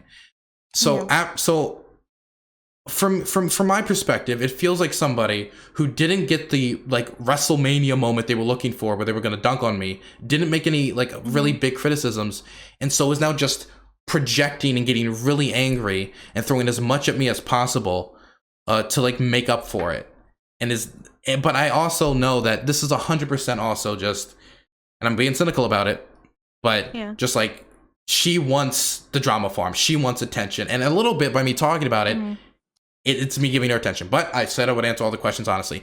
And at least one mod has walked away from her community because it's like you're bullying Dylan. And to me, what this is that she wanted to control how somebody else, another trans person, was addressed, was not happy with it, was not happy that I run my show differently than how she would want, brought the criticism to me. I came on her show and listened to those criticisms. At the end of it said, I honestly don't think a lot. I'm being honest with you. I could have sweet talked and said, you brought up a lot of good points. I didn't. I said, let me be honest. I like, this isn't going to change. Like, I don't feel like you've moved me at all. And just lashed out hardcore. And at the end of, and the thing that gets me the most is in the thing on Demon Mama's thing, I said, I don't want to cancel Irene. And then she reacted, was like, oh no, you're 100% doing it, and trust me, I can go a lot harder than you. You mess with me, you're gonna get like some bad results. You're gonna get a bad response. Like basically saying like, look out, you know, to both me and Demon Mama. So this is 100% her using this moment to be extremely cynical, get attention. She is just using this to get attention and bludgeon my show. And even though she's doing all this while knowing what I'm going through right now. Yeah. And so to me, this is just like absolutely like terrible conduct. Like there's no, honestly, it would take so much to rebuild that bridge. I don't think she wants to rebuild that bridge. I think she just wants attention. Because the thing is, at the end of the day, when she was beforehand, she was doing 30 viewers average, but when she was yelling about how evil I was, 120 viewer average. Half of them, of course, was my community just in there, just scratching their heads like, what the hell is going on? And so from my perspective, like, I just think she's terribly bad faith. I just think this is terrible. Like, I don't know. Now am I canceling Irene? I mean, I don't want to, but the more she like does this, like what am I doing now? Is this canceling by me just being honest about what happened on my platform? I don't know. So from my perspective, it's just, it's tough because I can see why. I feel like a lot of this, I mean, I'm not a psychologist, so I feel I'm not qualified to be speaking like at this level. But if I were to guess, right, just because I guess I know people. And wait, let me ask you one more time to clarify, because I had no clue you didn't know this. You had no clue that one of the topics was just going to be me. No, not at all. Okay. I literally thought if anything, I thought it was going to be about like the whole list thing with platforming that I did with Vosh and Destiny. Got it. Yeah, because I was not prepared for that at all. That's actually why, if I don't know why the other panelists left, but I'm gonna take a wild guess that it has to do with that because that wasn't what people signed up for, right? It kind of felt like everyone was there as like a prop, and in reality, she just wanted to talk to the bigger streamer that was in that environment. So it actually. there was a part of me that felt like it was disrespectful to everyone else as well. Um, and yeah, so I don't think like that's probably why a lot of people left. If I were to take a wild Yeah, guess, everybody ended up leaving, which I mean, yeah, because I like don't we were blame them. never Who would want to be? addressed. Who would want to? I mean, the thing is, the thing is, if you all did not know that that was one of the things, then of course you'd leave. You like, I wouldn't sign up for a panel to just talk about somebody else if I didn't know Yeah, beforehand or didn't have some like comments or criticisms or something I wanted to say about it. yeah, So like, yeah, it makes complete sense. And of course, what this is going to be, I mean, sadly, it's going to be more fuel to the fire. She's going to use this as more React content. Of course, her VODs are locked and subscriber locked. So like, I can't go and like bring all this, because I remember when I like said you did this, she was just denying it, and it was like, go get me proof. I'm like, you know, I can't get proof. You need to subscribe. Like, it's subscriber locked. And I remember one thing, it was like, hey, one of her mods like was in there. It was like, hey, do you want to bring Dylan in to talk about this? And then she was like, Dylan has to pay me $200 to come in and talk about it. Like, okay, cool. Just acting like a complete prick the whole time, and just, yeah, no. I wonder. This is like this made me very cynical about, and the thing is, this is gonna, and even if I don't want to do it intentionally, this is going to hurt my ability to take criticism going forward, because I'm going to see it all through like the cynical lens of, what is this, just another no comment chick? 1 second, my DoorDash order just came in. You just talk to my chat, okay? I'll be right back. Sure. Something that like I'll talk to the chat, I guess, a little. That whole situation, I actually really like Irene. Like, I don't know her personally, but I know her as a streamer. She's one of the few streamers I actually like watch on a regular basis. Because I find her like, she's just, to me, she's always like engaging. I find her really entertaining. I like her ideas. And she's unique. I love, that's like my favorite quality in people. Oh God, that food looks so delicious. So it seems in general like the situation. I was just talking to your chat. Welcome back. The food looks really good, by the way. All you Um, saw was a bag. Don't lie to me. All you saw was a bag. You can't say it looks good when it's a plastic bag. because it's just it's food, right? Like You're sweet it's talking food. me. Yeah, it's food. It's food. Yeah, I haven't actually eaten it today, so Got it. So you'll this eat is the a problem plastic I've been bag. having. I like because I'm just like you. I get like really intense with the grind, and just I've been like neglecting like my own personal needs just to do like YouTube stuff and prep content, prep for interviews, all of that stuff. Oh yeah, I So do I it all. I sometimes do it forget all to the eat. time. Yeah. It's just part of the grind. I just got to get better on a sleep schedule. Once the semester's over, I was gonna take summer classes on top of everything else. Yeah. I might skip it. I might just say nope. You know what? I was Screw like, that. that's a bad idea. Well, If you if do I it, take all my the summer power to you. classes, that means I get my undergraduate, and it's gonna make it like Oh, UMD a lot easier, cheaper too. oh. Well, I guess like you'll have to weigh the sacrifice. But what I was saying was that I don't know Irene personally, but I've always enjoyed her content. Like she's one of the few streamers I actually like do watch on a regular basis because I just find her really interesting and unique. That's like always my favorite quality in people. But that's why I agreed initially to do the panel, even though like I'm kind of a little, I guess, exhausted with talking about platforming. Mm-hmm. But yeah, just because it's been there, done that for 3 years, and I'm exhausted with it. Yeah. But yeah, but I liked your content, so I agreed to it.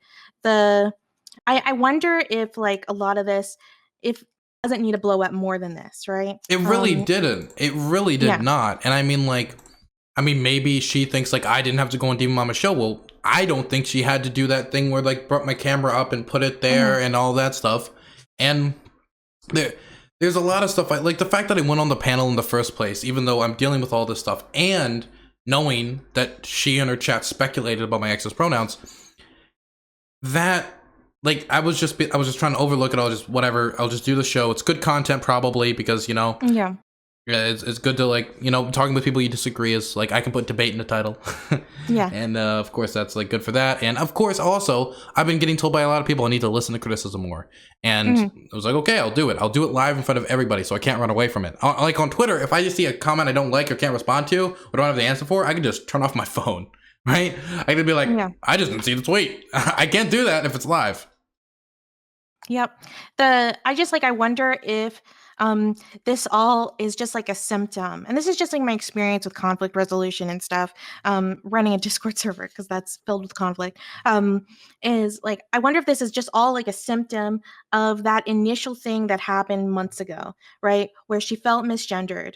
Um, and I wonder if you're kind of filling like this villain role, or perhaps like being scapegoated for a real concern that she's had, where people kind of get away with like transphobia and all this stuff by saying they, instead, Yeah. because I've gotten pushback for the same thing. I have a habit. I mean, I already have social anxiety disorder, so I already struggle in general with like being terrified to mess up pronouns, and I hate the idea of hurting people, and so on top of that, English is already weird for me, like with pronouns, but then they just seems like the easy go to. I just thought like for a while I thought, oh, I'm just gonna call everyone they, then I'm never gonna hurt anyone.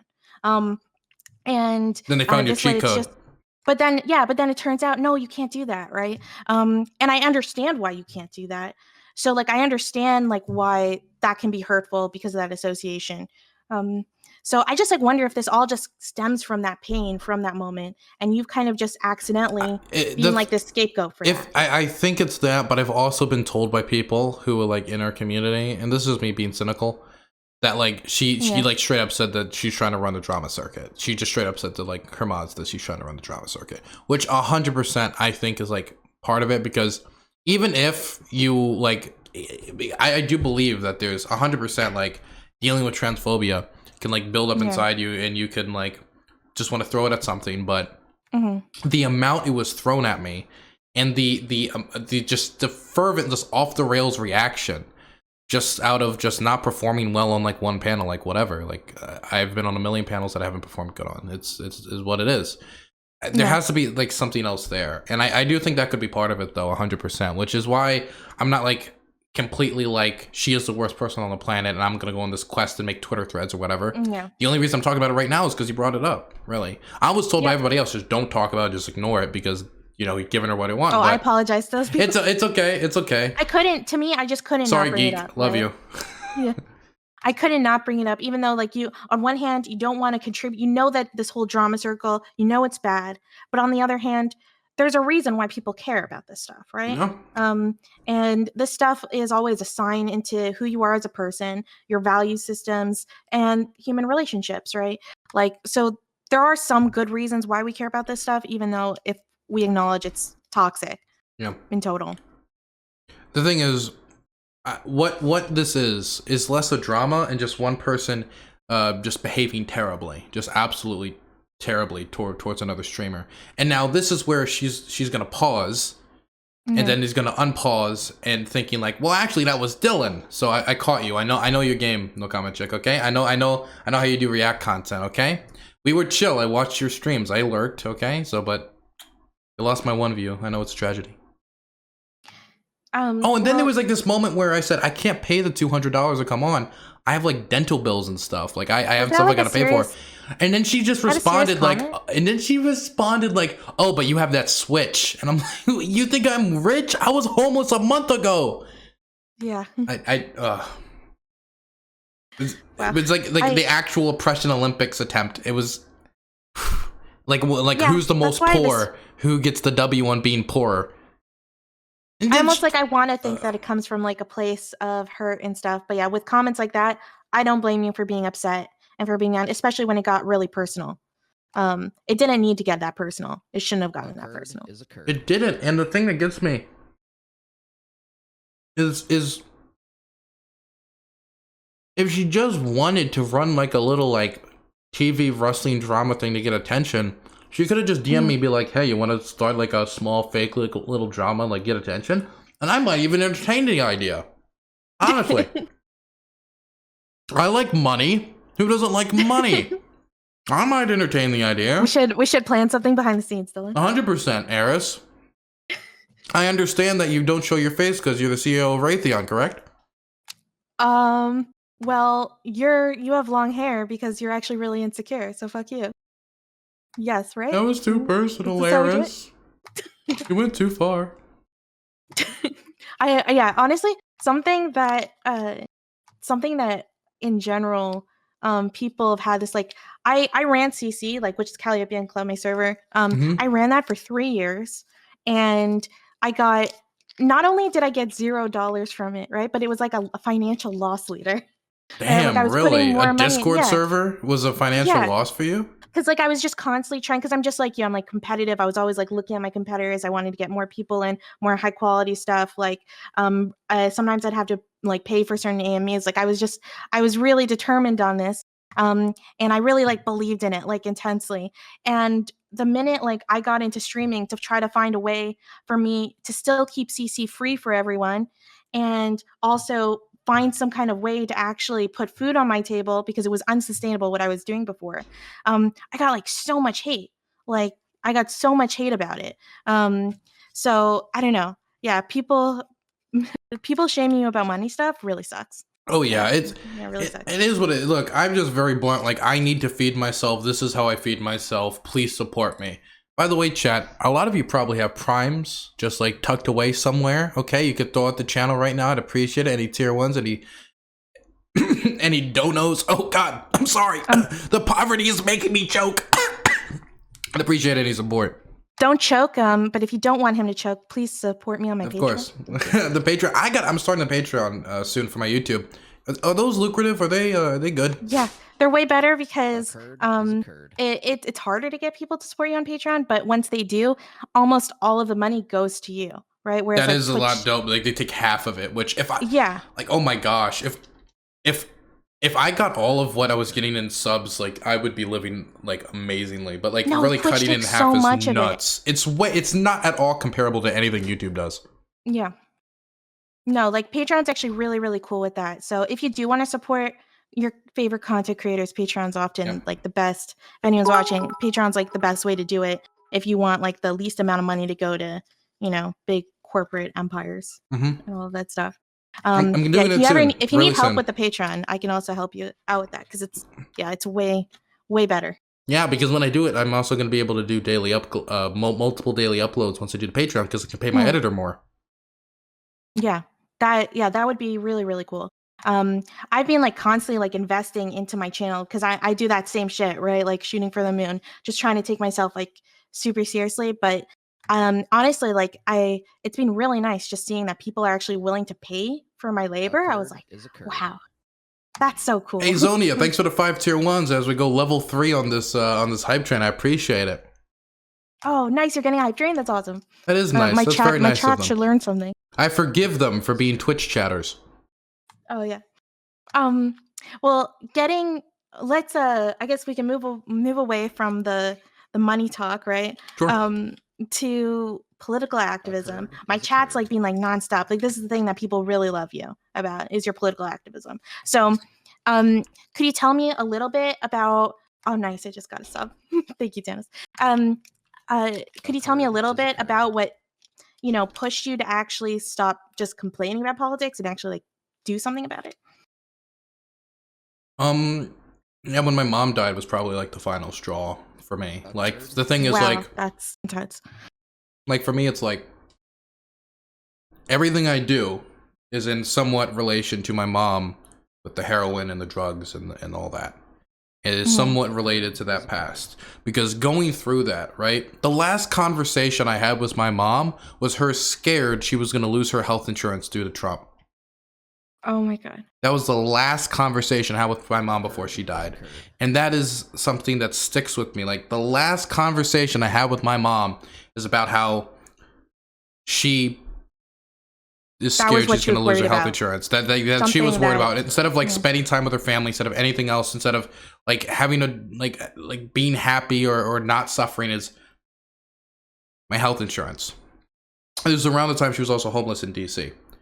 And so I don't want anyone else to ever have to go through that. That's a terrible, terrible, terrible, terrible feeling. And I think I just don't want other people to have to go through that. Ever. Everybody, I know, and I think this is something people can react to some extent, because everybody wants their children and their children's children to do better than they did. And I just feel that way about just all the people in this country that are going through nonsense like that. I want people to have to do better. I know I can't fix everything, but if I leave this world just a little bit better than how I found it, then I'll be happy. I don't know. I can't even imagine. Like anyone would be proud, right? So I can't even imagine what she would be thinking right now. Like of all the things, of all the stuff that you've A accomplished as Twitch sexual streamer, being. really? No, my parents think like I try to explain it to them, and my parents think I'm like a cam girl. They're like, wait, so mostly people online like they send you money for what you're saying? I don't understand. Sounds like yeah, sounds like sex work to me. Yeah, So I'm a cam homo, right? I come on here with my rainbow necklace, and they're just like throw the money at the gay. yeah. um so like what a if you were to advise, like if there are people who are Yeah, at watching and least they he want to isn't on stop. D Live. Oh, I'm getting a hype train. Thank you for that. Hey, My chat is competing. it's pretty dope. I mean, we're level Yeah. 5, so you better hurry up, Eris. Check. God damn it, I'm only level 2.5. Yeah, you guys, you gotta step it up. So if there's, I bet you there's a ton of people who are watching, and because you've been critical of people who just like complain about politics and they're not actually doing anything about it, Oh yeah, and that's and like, let me be clear about something. yeah, This is the honesty day. I know there's a lot of streamers who are like, and when I say I'm sick of these do nothing streamers who talk about it all the time, and they're like, hell yeah, Dylan, I agree. No, stop. I'm talking about you. You think I'm not talking about you, motherfucker? I'm talking about you. You're standing here like he doesn't mean me. No, I mean you. I mean you. I mean you. I don't mean the streamer you don't like. I don't mean the other person. I mean you. You do it. Look, there's a lot of things you can do. yeah, One of the easiest things is if you live in a city, like a not too big city, check if you can just fill out a few forms to go on a local city board. And then if you're on a local city board, you can have a huge impact about the type of recommendations the city council gets and the type of legislation they end up seeing. And that can have a huge impact on the legislation that gets passed in your city. That, a lot of times, just takes paperwork, just takes filling it out. You can find that on your city website. Get in contact with your local city council members. Message them, email them, ask you how you can help people during COVID. See if there's any local city council members that you support that you might want to help during re-election. Get involved. Canvass. And I know canvassing doesn't feel like this huge thing, but use that. Write down the phone numbers you get while doing it. These are contacts that will be super helpful going forward. Make a good impression. People will want you back. People will put your name on a contact list and they will call you. They will get in contact with you. There are so many things you can do to get active in politics in your local scene. All you have to do is do it. You're thinking I'll do it tomorrow. You're thinking I'll do it the next day. Literally do it right now. Go Google your local city council website. Don't be a little nerd, okay? Go do it right now and just go see if you can fill out some paperwork to do that, or contact your local city council member. And if you don't have a city council member, try county. I feel personally attacked. I feel very personally attacked. But honestly, Anyone on you're local right. city board? Honestly, like literally even in the last election, I didn't even vote. That was like the first time I didn't vote. And I think one of the problems in general is I got like so focused, studying history, I get so focused and absorbed in the past that like I forget to literally live in the present and like care about that shit. You need to So vote. yeah. Yeah. No, I need to start giving a shit again. Honestly, yeah, you're totally right. That's why my you need anime to vote. character is very stressed. Very stressed. You need to vote. You're going to vote next time, right? Yeah. No, Going to I vote? am. Going to? Say, I pledge Okay, I pledge to vote in the next vote. election. Okay, I pledge to vote. The next election. Yeah, and then and everybody out there, one last thing. Democracy isn't a thing that's like every 2 to 4 years. I know you're thinking like, yeah, like democracy is like when the ballot box comes around and put a little piece of paper on it every 2 years or every 4 years.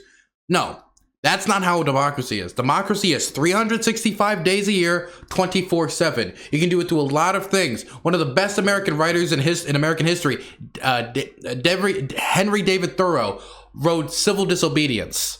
There's a lot of different ways how you can act as a counter friction to the current forces that are perpetuating horrible inequalities in this country. You can do it through, of course, one of the most basic ways, if you want to be a basic individual, is getting signatures, doing the city board thing that I just recommended, practicing civil disobedience. Democracy isn't always pretty and sunshine. There's a lot of ways, protesting, there's a lot of ways you can get active, involved. Hell, lobbying government, actually getting involved in the shadowy lobbying stuff. There's a lot of stuff you can do. Joining progressive orgs. There's so many stuff you can do to actually get involved. And all of this also applies if you're a conservative. Of course, I would love if you didn't do what I'm saying, but do it as well. Like, even the people I disagree with. Honestly, yeah, you're totally right. And I'm glad that you just I don't know. I'm glad you've got the balls to say it. I appreciate it. And I think I needed to hear it. In general, how do you suggest that someone, besides voting, right? That's the obvious, but if someone wants to get involved in local politics or just actually start doing something, what do you think should be the practical first step? Practical first step should be contacting your city council members and asking them, because they probably know a lot more than you about that type of stuff. It could even be county council members. Maybe you won't get response from directly them, but you might get response from a person. Make sure it's somebody you somewhat trust, though. Another thing is looking at local city boards, trying to look at city boards that interest you, stuff that you might, something that you might have an interest in. So you will have a better reason to fill out that form and want to fill out that form. You'll be more likely to attend meetings if you want to go to the meetings. They're sometimes boring, but very, very important. You'll be surprised what day is a voting day and one day isn't a voting day for getting legislation or recommendations to the council. Another thing you can do is just waiting for election season, trying to find out who you like, canvass with them, get close to them, talk to them, and build contacts that'll end up helping you out later. Start reading local newspapers and state level newspapers about what's going on. It could just be stuff online. If you look up Oklahoma State News, if you live in Oklahoma, you'll probably find some stuff. I live in Maryland, and I read a lot of Maryland Matters. So there's a few things you can do. Is there anything that you can do if you're not I'm sure there's a lot of people who are either disabled or have some kind of issue that they can't go outside, right? It's like a meme, but it's also true for a lot of people. Is there anything that someone could quote do? unquote touch grass. Yeah. The phone banking is something you can do. Mailers is a huge thing mailers are so important for campaigns. That's another thing you can do. By the way, if you're disabled and you can probably still get on a city board. I'm doing city boards right now on Zoom call. They'll probably, now this isn't going to be true of all cities, but there might be some cities that'll have accommodations so you can actually go to city meetings on Zoom. So you could still possibly get on the city board. Oh, that's actually really cool. I didn't even know that. It depends on the city, and of course with COVID, all of them are online, so you would just have to. Yeah, I wonder how much COVID is also going to make, and the changes made for COVID is going to make, just politics more accessible for a lot of people. Oh yeah, if I have to go to a physical building to go on a city board, or you can do it from home, I think a lot more people will do it if you can just do it from home.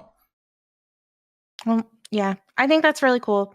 Honestly, Dylan, thank you so much, for being frank with me, for being honest, and just being willing to have an interview. I'm a way smaller content creator than you, so it was cool for you to just give me the time of day.